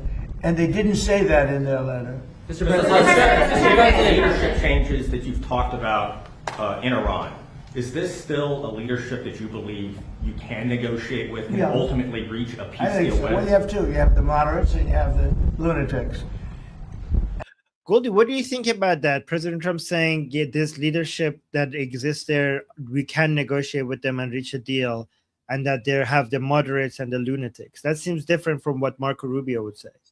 What do you think about that? I think that's just President Trump just pitting different factions against one another, because with this statement, the various factions in the Islamic regime are going to look at one another and start pointing the fingers and be like, who the hell is agreeing to, allow the Americans to come in and take the nuclear dust? So I think the fact that President Trump is relying on this moderate versus hardliner false narrative, he's very well aware that there are no moderates. President Trump calls all of them lunatics anyway, but he just distinguishes by saying, some are a little bit more reasonable, but they're still all lunatics. And I think the fact that Marco Rubio came out and said very clearly that there are no moderates and they're all hardliners, I think that's one of the ways, like President Trump speaks through Marco Rubio as well. So I think that's pretty much President Trump's way of reassuring people that he understands, right? He himself understands that there are no moderates, right? There's no such thing as a good Nazi. But he's saying this here because this is the message he wants to send to the Islamic regime, because this is going to lead to further infighting and further collapse. Because President Trump is making it sound as if the moderates are willing to allow the Americans to come in and take the nuclear dust, which is against what Ghamari has put out. And so the other people are going to be like, who the hell is agreeing to this? Like, who is President Trump speaking with? Like, do we even know who President Trump is speaking with right now? Because Ghalibaf is allegedly no longer in the picture. So who's he speaking with exactly? Is it Arakchi? Because if it's Arakchi, Arakchi is actually loyal to Vahidi. Yeah. So like if we bring up the Boom Boom Bingo sheet here, let's bring up the Boom Boom Bingo sheet. I have it if you want. Oh yeah, okay. Pull it up if you have it. Okay. Let's remove this and then go over here. All right, let's zoom in. So Vahidi here. Yeah. So my understanding is that so he's he's one of the factions. My understanding is Arakchi is loyal to Vahidi, not Ghalibaf. Yes, but because yeah. Sorry. No, go ahead. Because no, because Ghalibaf and Pezeshkian, there was recently leaked report that they're trying to remove Arakchi from the negotiation team because he went behind their back and is now loyal to Vahidi. So Ghalibaf and Pezeshkian were trying to remove him from his position when it comes to the negotiations. Yeah. But I think what happened instead is Ghalibaf was removed. Yes. Is my understanding. So here's the thing. If Arakchi is now the one who's leading the negotiations, and if Arakchi is the one who's speaking with President Trump's negotiation team, and if Arakchi is loyal to Vahidi, then what this means is President Trump is implying that Arokchi is the one who's agreeing to allow the Americans to come and take the nuclear dust, which means the other various factions are going to be like, what the hell is going on? Is Arokchi betraying Vahidi, or is this what Vahidi wants, right? So, because this brings up a lot of questions. President Trump Right. is claiming he's speaking with the moderates. If that's Arokchi, which we all know he's not because he's representing Vahidi, right? So it's just, it's causing a lot of internal chaos, I believe, within the Islamic regime. So I talked to a lot of Iranians, and some of them have a less charitable view of what's going on. Do you want me to mention that so you Yeah, can respond to absolutely. it? Okay. I don't know if I So can respond, but I'm always open to hearing like other opinions. All right. So their perspective is that the reason why you see the difference between what Marco Rubio says and President Trump says is not because, they're playing, different mind games. It's just simply because Marco Rubio understands the Islamic Republic better than President Trump does. That's their perspective. And they also say the reason why you're seeing, people from the Vahidi camp maybe talking to President Trump and telling him that they're going to give him the nuclear dust is because they're just trying to buy time from President Trump, and President Trump is falling for this is what the Islamic Republic does. They come tell you something that seems attractive, and then you get dragged on, and you just get stuck in this loop of circle of, okay, how do we get it done, and talking. So Vahidi gets Arokchi to go and tell President Trump, like, okay, sure, we're going to give you the nuclear dust, and then that's just a way for them to buy time. And President Trump has fallen in the same trap that Biden and Obama fell in. That's what they think. Okay, but if that was the case, why is President Trump calling out the strategy of the Islamic regime? Because President Trump literally just said that that's what they do. They say one thing and then they're lying, and they go back and they do something else. And he even said, yeah, this is something that Biden and Obama fell for because they were stupid, but he's not falling for it. So I can't see how President Trump is falling for this when he's literally calling out that strategy in the press conference. Okay, yeah. So if he's so aware of that tactic, he wouldn't fall for it when he points that Biden and Obama fell for it. Then he wouldn't be able to fall for it, given that he's aware of it. Yeah, because he's calling out the strategy. He's saying that these people lie, and this isn't the first time that he said it. He said it a few press conferences ago as well, where he said, these people are lunatics and they're liars. They say one thing on the phone and then they go back and they say something else that's completely different from what was agreed to, and you can't trust these people. So he's calling it out. I don't know how much clearer it can get. Okay. All right. Okay. Should we go back to the rest of that video? Yeah. Okay. Let's remove this one. And I think the moderates are more respected. The lunatics want to fight till the end. It'll be a very quick fight. But I call them. You have, just like our country, we have lunatics too. I call them lunatics. I call them stupid people too. But in Iran, they have the moderates that dying to make a deal, and then you have the lunatics. And I guess they're a little bit afraid of the lunatics, but and why not? The level of ferocity for protest. The people are watching it. They want to go out on the streets. They have no weapons. They have no guns. We thought the Kurds were going to give us.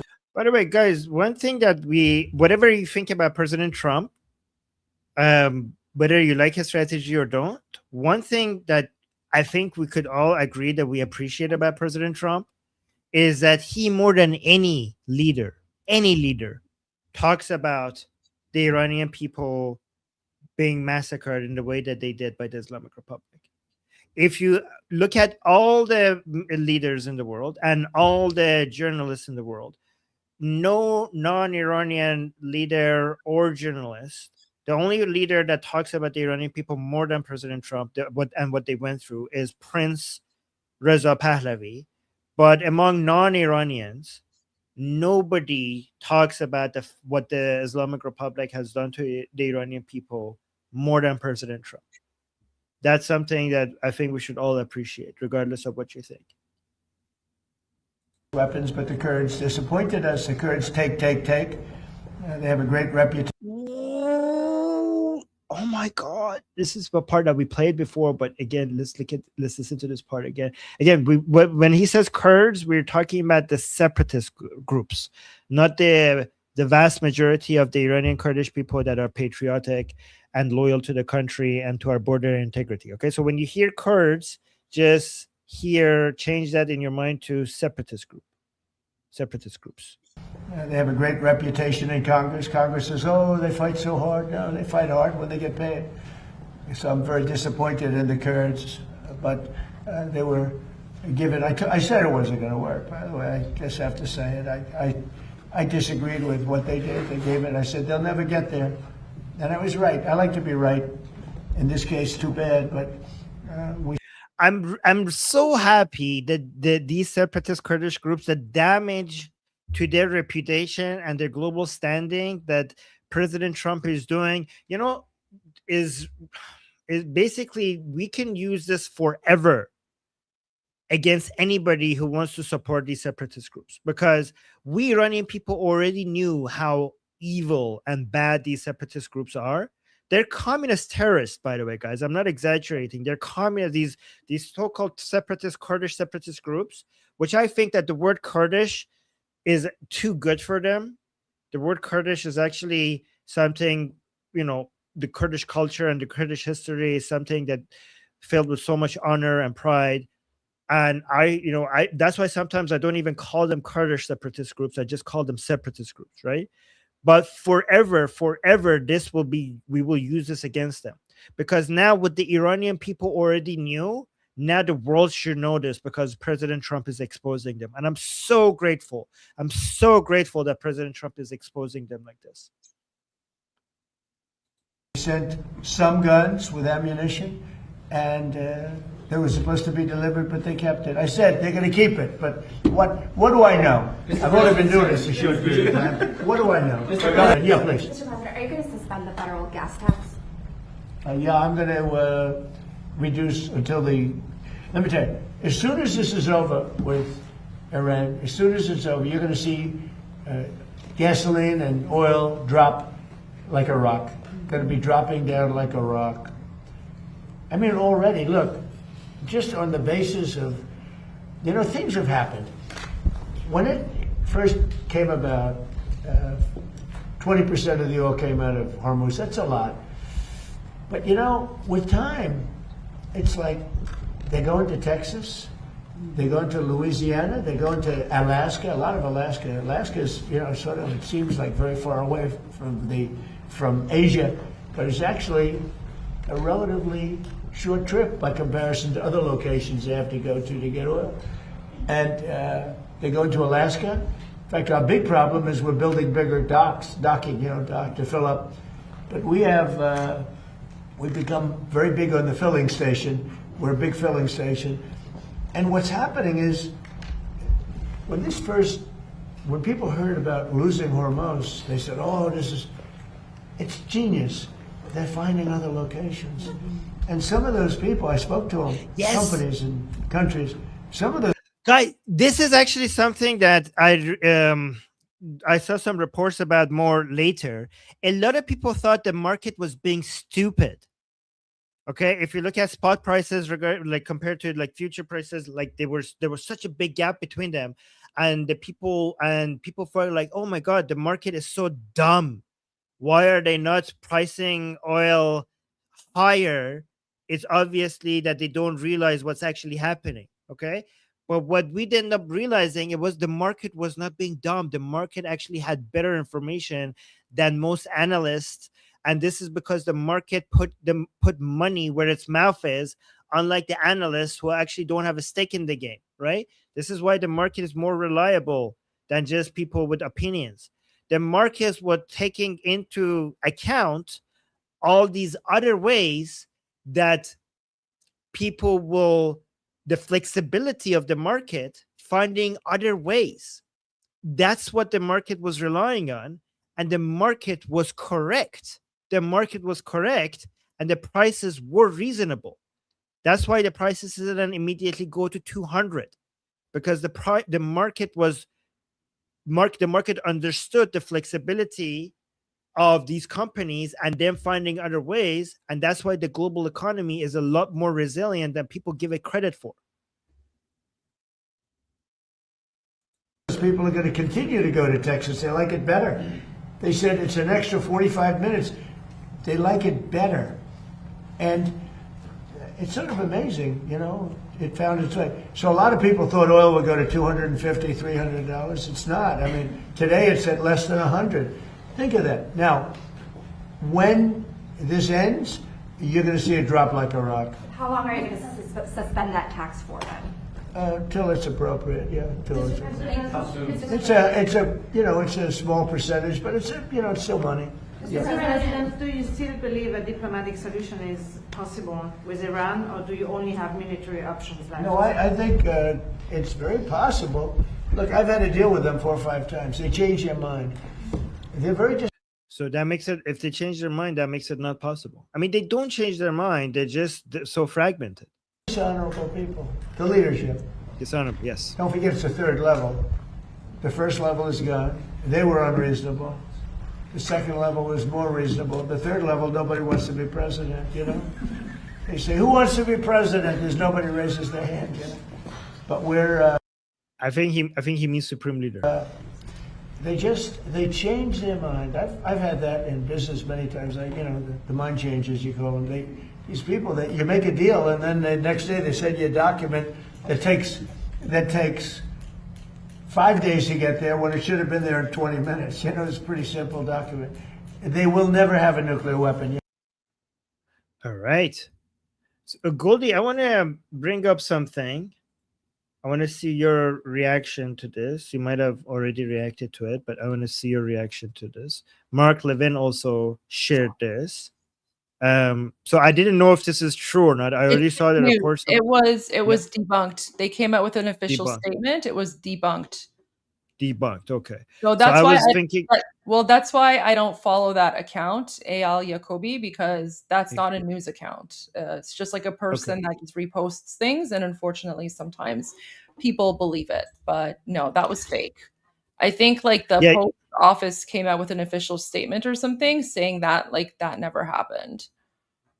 Okay, that's good, because yesterday when we saw it, we were talking about it, and then we looked for the source. And the only source that we saw from it, every single source, was the Islamic Republic media, every single one of them. So we were like, we cannot trust this.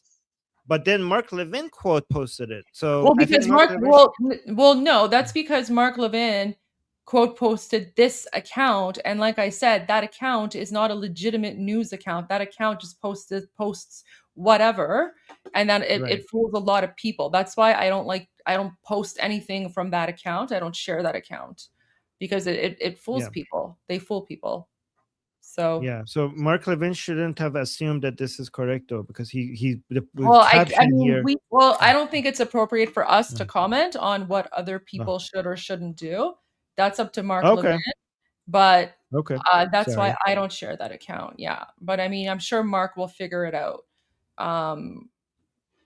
eventually. But I'm like, I can go find the statement. I mean, if it's fake, it's fake then. Yeah.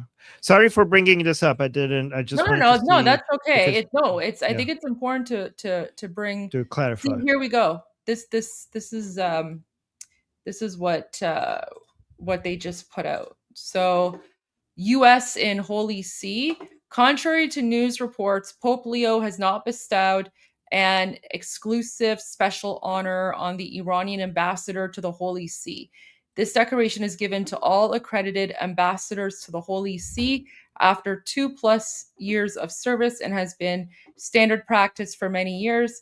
It is a personal recognition and does not imply support or opposition to any policy or country. 13 ambassadors were recently given this recognition.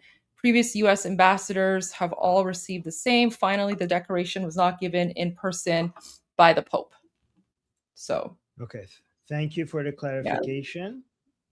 I appreciate that.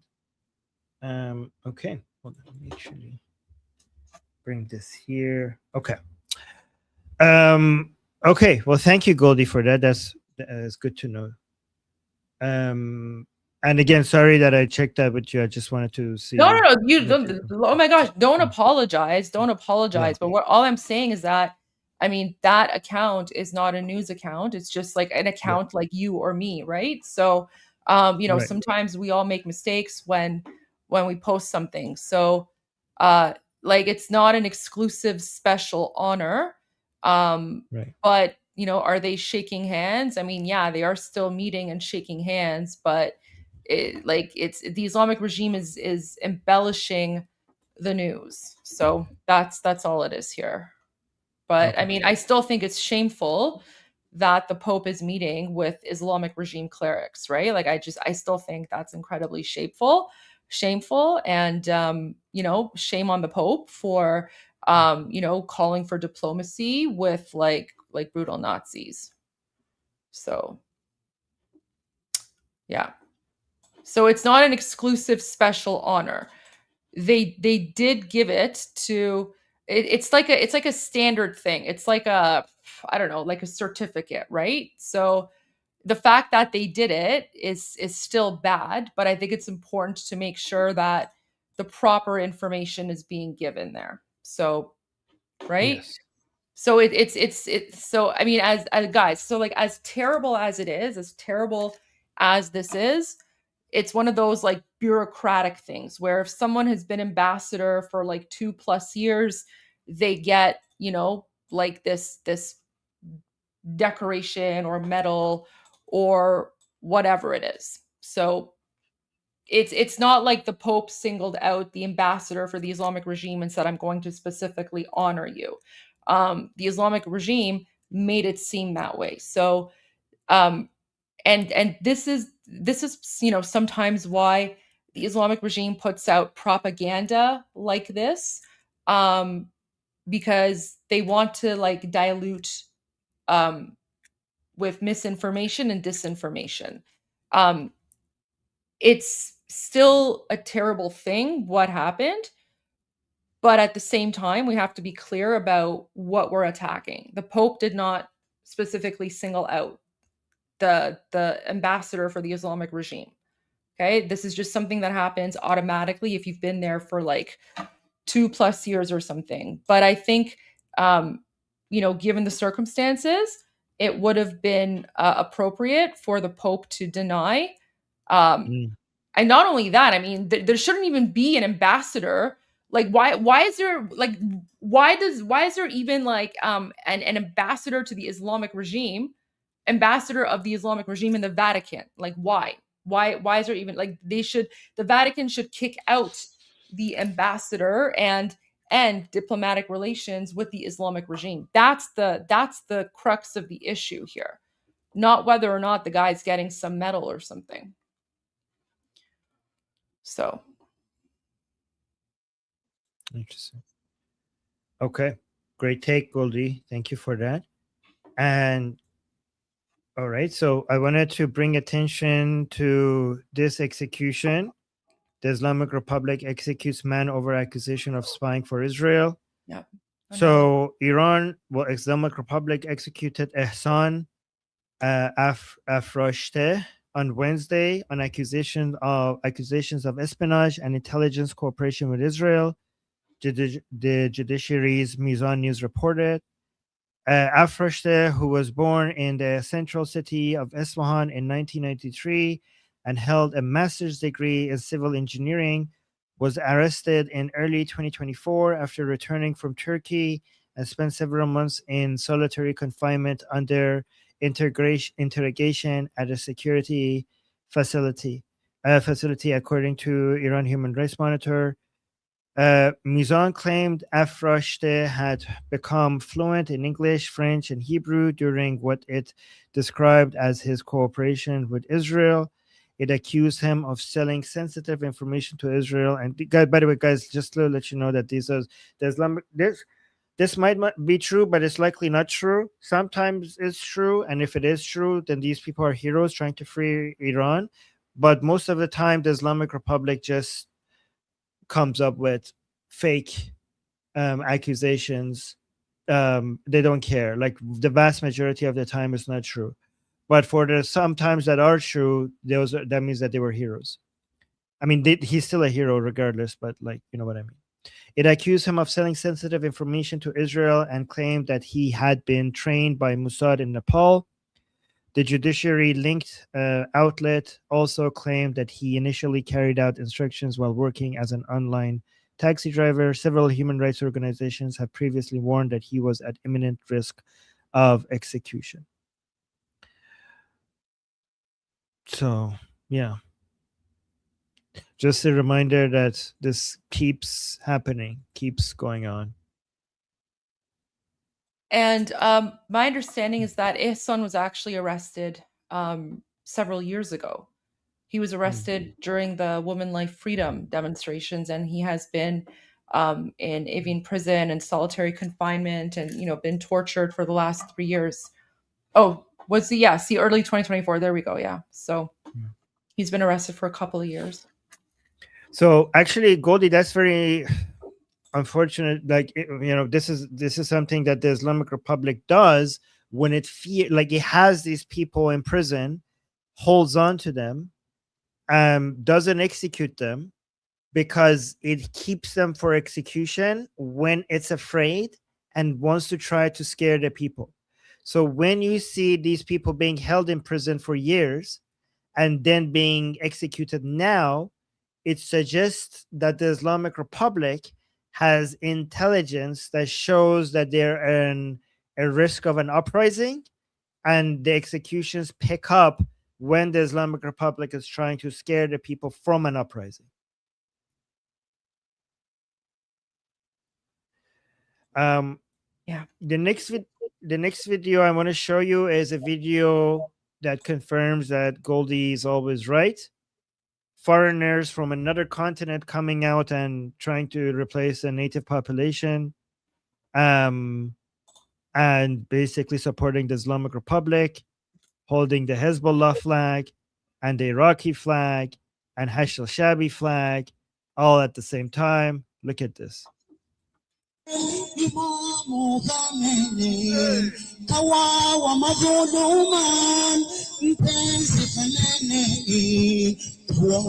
This is in Iran. This is in Iran. Yeah, by the way, these are the same Muslim African terrorists that engage in genocide in Africa. So, Right. like the Nigerian genocide and all those like violent Islamist terrorist groups in Africa. Yeah, these are them. These are them. Yeah. Yes.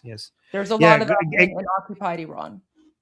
That's actually good, Goldie. What you say, it's so good that you say that, because I want people to understand, based on what you're saying, that we're not against these people for being African. We're against them for being jihadi, because they are also their victims are also African. Yeah, right? we're against terrorists, and unfortunately, Exactly. the Islamic regime brings in all their proxy militia groups, not just from the Middle East, but from Africa as well.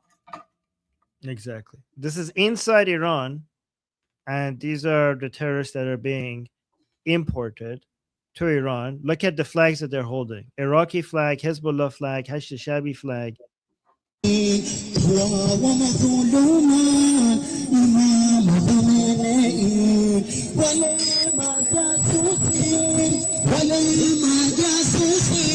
Oh, you see that, guys? That was Hashd al-Shabi flag. That's a terrorist Iraqi Hashd al-Shabi flag right there.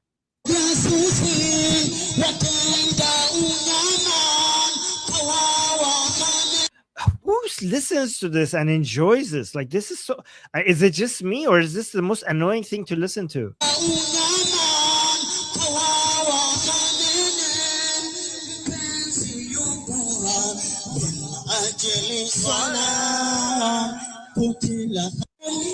Wow. Who enjoys listening to this? I don't know. Maybe I don't. I have another one for you, Armin. I don't know if you've seen the Okay. other one. I sent it to you in the studio chat. All right, bringing it up right now. Okay, let's read the caption first. Caption saying, what's happening in Iran has no parallel anywhere else in the world. The Islamic Republic has brought in the freeloading foreign seminarians from Al Mustafa International University, plus Afghans and Iraqis to the streets to chant death to the mercenary traitors of the homeland. I mean, how else do they need to prove that Iran is occupied? Wow, okay, that's crazy. Let's watch this. What the hell?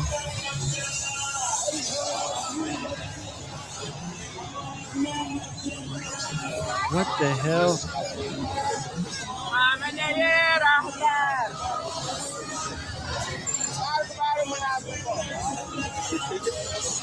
Did you catch that? He said Magbar Monafiq. Monafiq. Wow, guys, Monafiq. Oh my God. He's speaking Persian. Yeah.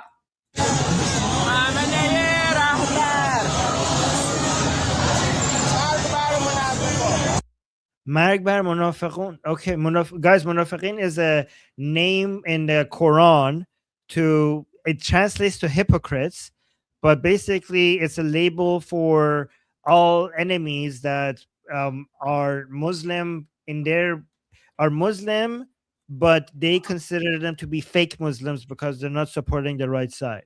So that's what the Munafiq name means. It's a Quranic term.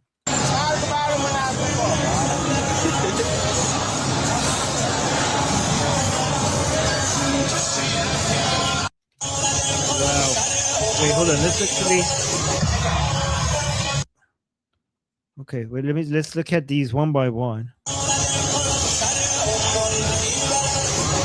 So Goldie, I haven't seen much people from.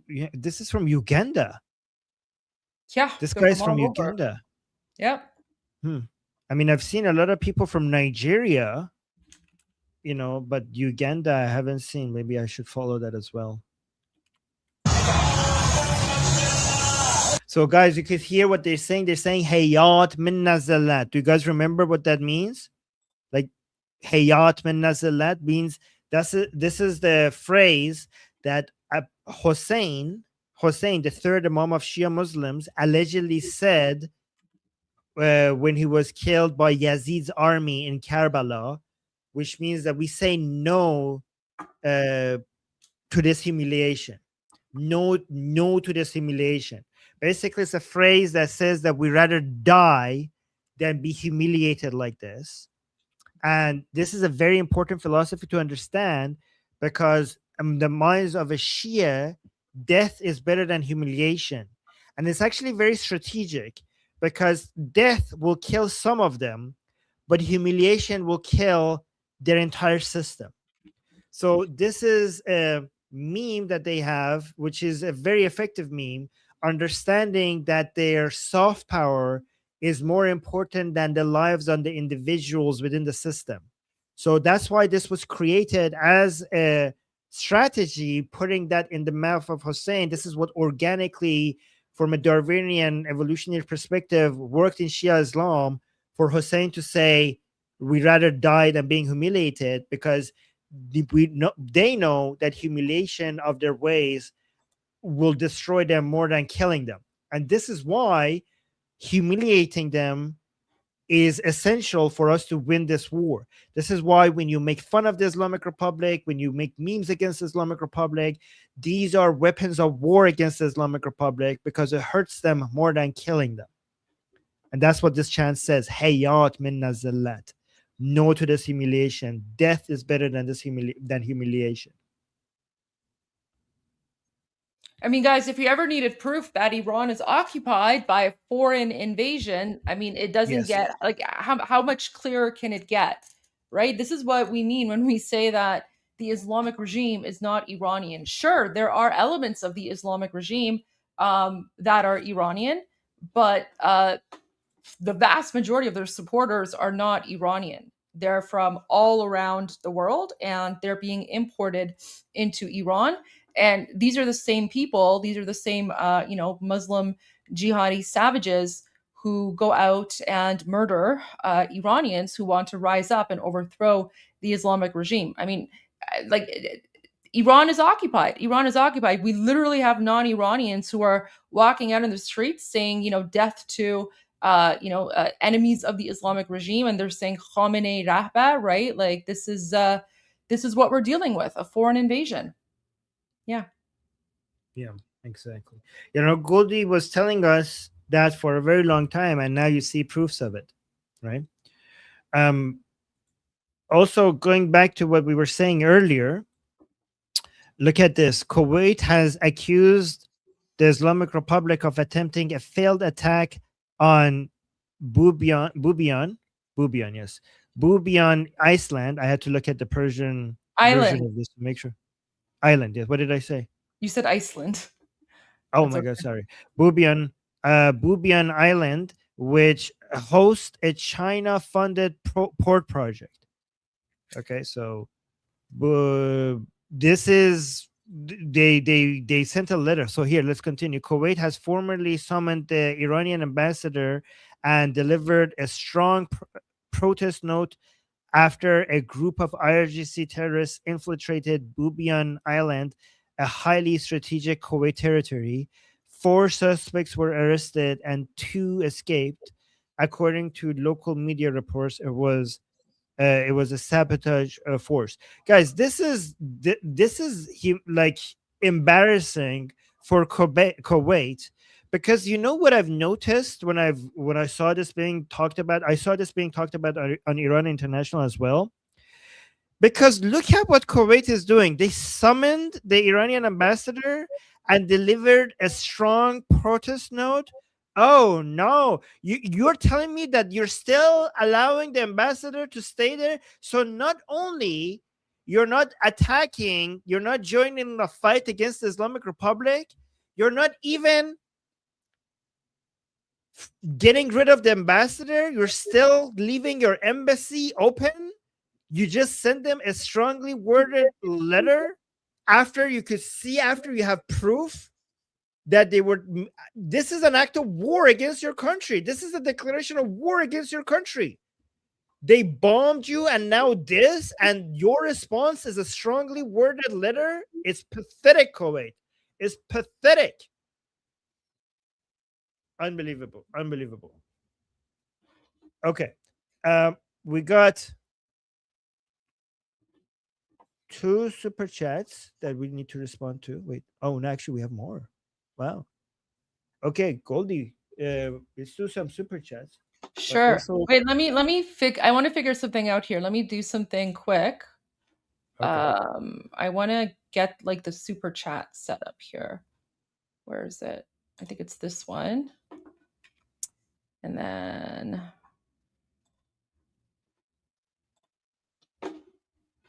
but wait, I have to fix the background. I'm setting this up so that for next time it's ready to go. Because now I think what we could do is we can just like, let's say like, okay, so let's say if we're here, where's your screen? Where's the screen? All right, let me just add this for example. Okay, so let's say it's this, and then if we go to this, it automatically changes. Look at that. Now I have like, I'm learning how to figure out. There we go. Fancy. I know, very fancy.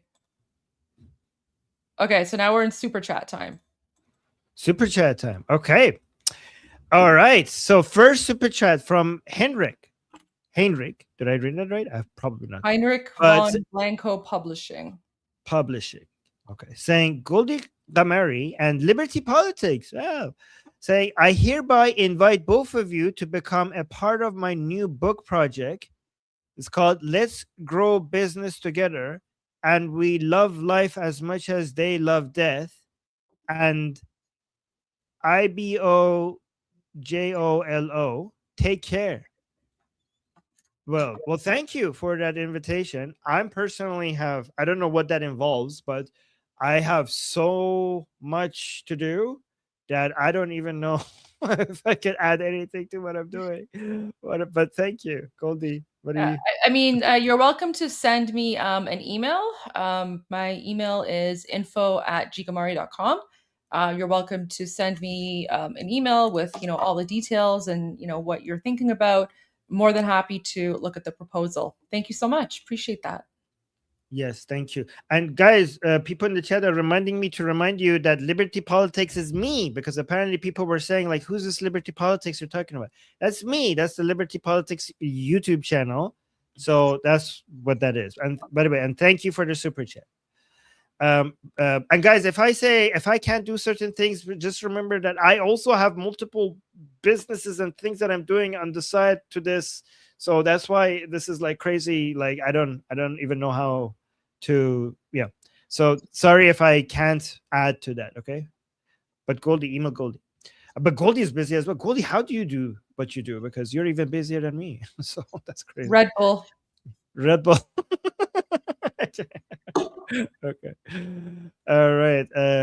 KP, thank you so much for the super chat saying, I'm late. Armin, have you had a chance to check out Max Afterburner and give your thoughts on his daily briefs? He is retired fighter pilot, gives great updates. New posting 1 hour ago. Yeah, I actually saw one of his videos and he seems very great. He seems very great. But I haven't watched a lot of his content, but based on what I've seen, he seems amazing. So maybe I should check more of his content. Okay. But again, time is limited, but I'll try. Okay.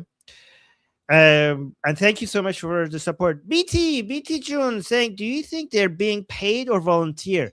Oh, paid. Mostly, most of them paid for sure. So I think PT is referring to those. The Ugandans, yeah. The non-Iranians, yeah. Because that's when the super chat came up. Yes. So Goldie, you agree they're mostly being paid, right? 100%. Well, a lot of them are being paid to even be in the country, right? Because this is part of the Islamic regime's plan to replace the ethnic and native Iranian people with non-Iranians who support the Islamic regime. Because after 47 years, the Islamic regime has recognized and realized that the Iranian people have rejected them. So it's basically they're attempting to replace the population with their own supporters. And, you know, like Khomeini said back in the beginning when they took over our country in 1979, he made it very clear that the Islamic regime does not want patriots. The Islamic regime wants Muslims because they're creating this global Islamic caliphate. I mean, I can share that video because it provides a lot of context, right? Yeah. Where was it? I think Nufti had it. Let me find it.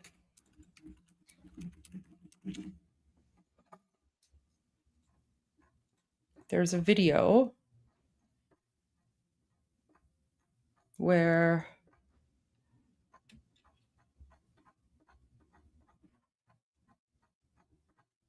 okay, let me go to Nufti's. I've shared it before. Why can I not find it now?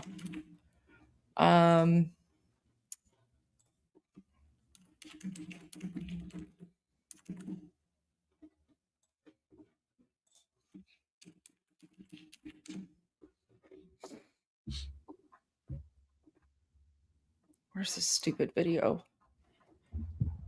Here we go. Okay, I found it. So if I go back here, there we go. So this is, guys, just look at the subtitles. This is what Khomeini, this is the pedophile founder of the Islamic regime. This is the pedophile that came before Khamenei. So this is what he said right at the beginning when the Islamic regime occupied Iran in 1979. اسلام آمده است که این حرفای نامربوط را از بین ببرد. So he says Islam has come to get rid of this useless talk. And by useless talk, he's referring to patriotism, nationalism, you know, the Iranian identity. So he's like, Islam is here to get rid of Iranian patriotism and Iranian nationalism. افراد ملی به درد ما نمیخورند. He says patriots are useless to us, right? So Iranians are useless to the Islamic regime. We need Muslims. مسلم به درد ما میخورند. And then he says Islam is opposed to patriotism, right? So Islam is opposed to the entire Iranian identity or any patriotic identity, right? Because Islam is this political Islam anyway, the kind that these people are engaging in. it's meant to take over and erase the national identity. So he's like, Islam is opposed to patriotism. با ملیت مخالف است. یعنی And then he says, the very meaning of patriotism, ملیت این است که ما ملت را the very meaning of patriotism is to want the country and not Islam, right? So they themselves are being very open and very direct about what it is, they want and who they are. So they're saying if you are a patriot, so if you put your country first, you're the enemy of Islam. میخوایم ملیت را میخوایم و اسلام را نمیخوایم. اون مردی Anyways, so that's just the part I want to share. So yeah, they don't mince words, do they? They don't mince words. So basically, right in 1979, when they occupied our country, they said, we don't want patriots, we want Muslims. And so that's why now, going back to what B2XX was saying, that's why you're seeing all these non-Iranian Muslims that are being imported into occupied Iran by the Islamic regime. And it's these non-Iranian Muslims who are defending the Islamic regime and they're murdering Iranians. That's basically what's happening. And thank you so much, Goldie, for that. That explains a lot. And for people to understand how disgusting this gets, the Islamic Republic, before all of this started, just a while ago, a couple of months ago, did something that it was even shocking to Iranian people who have been following this for a while. The Islamic Republic, and I kid you not, I know this is so disgusting that some of you are not going to believe it, but go look this up. The Islamic Republic passed a law saying that Shias coming from other countries like Iraq, Afghanistan, Pakistan to Iran will get paid with permanent residency if they sleep with Iranian women temporarily, doing sira, temporary marriage as they call it, and if they impregnate them, they get paid with permanent residency. So not only you don't get charged for sleeping with these girls, you get paid with permanent residency, and they also created a new category of permanent residency, which, unlike the other forms of permanent residency, you get to own property. You're allowed to own property in Iran. And this was a form. So for sleeping with Iranian women, you get paid with permanent residency, get to own property in Iran, unlike other permanent residents.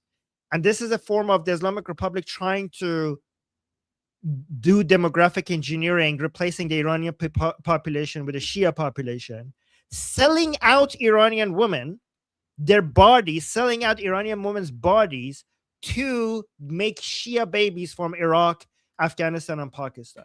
It's the most vile, gross thing I've ever seen. And the Islamic Republic officially, they didn't even hide it. It's like they passed a law for that.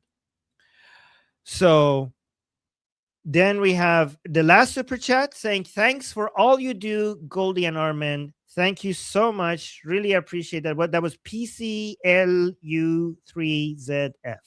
Thank you. Thank you so much. Thank you. Thank you. And guys, I'm about to go to our discussion group, and I will be live streaming that on Liberty Politics YouTube channel. So that will start in 7 minutes. The link to that discussion group is in the chat. And there is also a QR code at the top right of your screen right now. If you scan it, it will take you to the discussion group if you want to come talk to me and other people in the discussion group. And the link is also in the chat. And Goldie will be streaming on her channel, Goldie Ghamari. When would you go live again, Goldie? Probably around 7. I was a little bit delayed last night because I had a few things to do, but I'll be going back on probably around 7, maybe a bit sooner if I'm done what I need to do earlier, but around 7 o'clock is when I'll usually go. Okay, so don't miss it, guys. So right now, I'm going to go live stream our discussion group to Liberty Politics. If you want to watch that, go to Liberty Politics. If you want to participate in that, go to the discussion group. And don't miss Goldie Ghamari, 7 o'clock, going live. Don't miss that. And join there as well. All right, guys. Wait, I This just want was to read great. the last two super chats really quickly. Oh, we got two more. Nima Fars 021 says, Happy Friday, Eve, Jovicha, free Iran. Yeah, happy Friday, Eve, Jovicha, free Iran. Thank you for that. And then, wait, let me just get my stuff ready here. Okay, and then we have PC LU3ZF. Goldie, Islam has done that for 1400 years. Yes, you're absolutely correct. Islam has done that for 1400 years. Yes. And what's happening today in occupied Iran is basically the continuation of that jihad, which we're fighting. Yeah. Sorry, I missed the last super chats. Goldie, thank you for noticing that. Yeah. No worries. Yep. All right. And thank you guys. Thank you for all the super chats. You guys were so supportive today. We appreciate it a lot. And Goldie and I will see you together same time again tomorrow. Unless something big happens, then we might change the schedule. And then I'll see you guys in 5 minutes and Goldie at 7. So see you guys then. Yep. Take care, So guys. take care and Am Israel Chai. Long live America. God bless America. Javicha. پاینده ایران. غرق انقلاب است.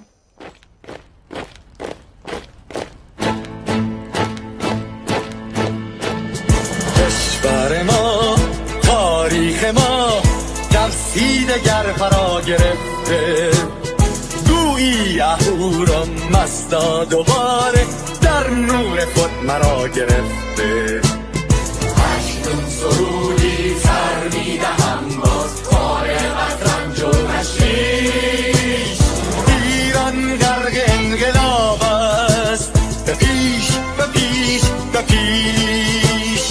ایران غرق انقلاب است، به پیش به پیش به پیش. هن ای پدر هن ای پسر، برخیز و باماش و همگاه، تا درد آن تجربه تلخ ما را نکشیده در آب.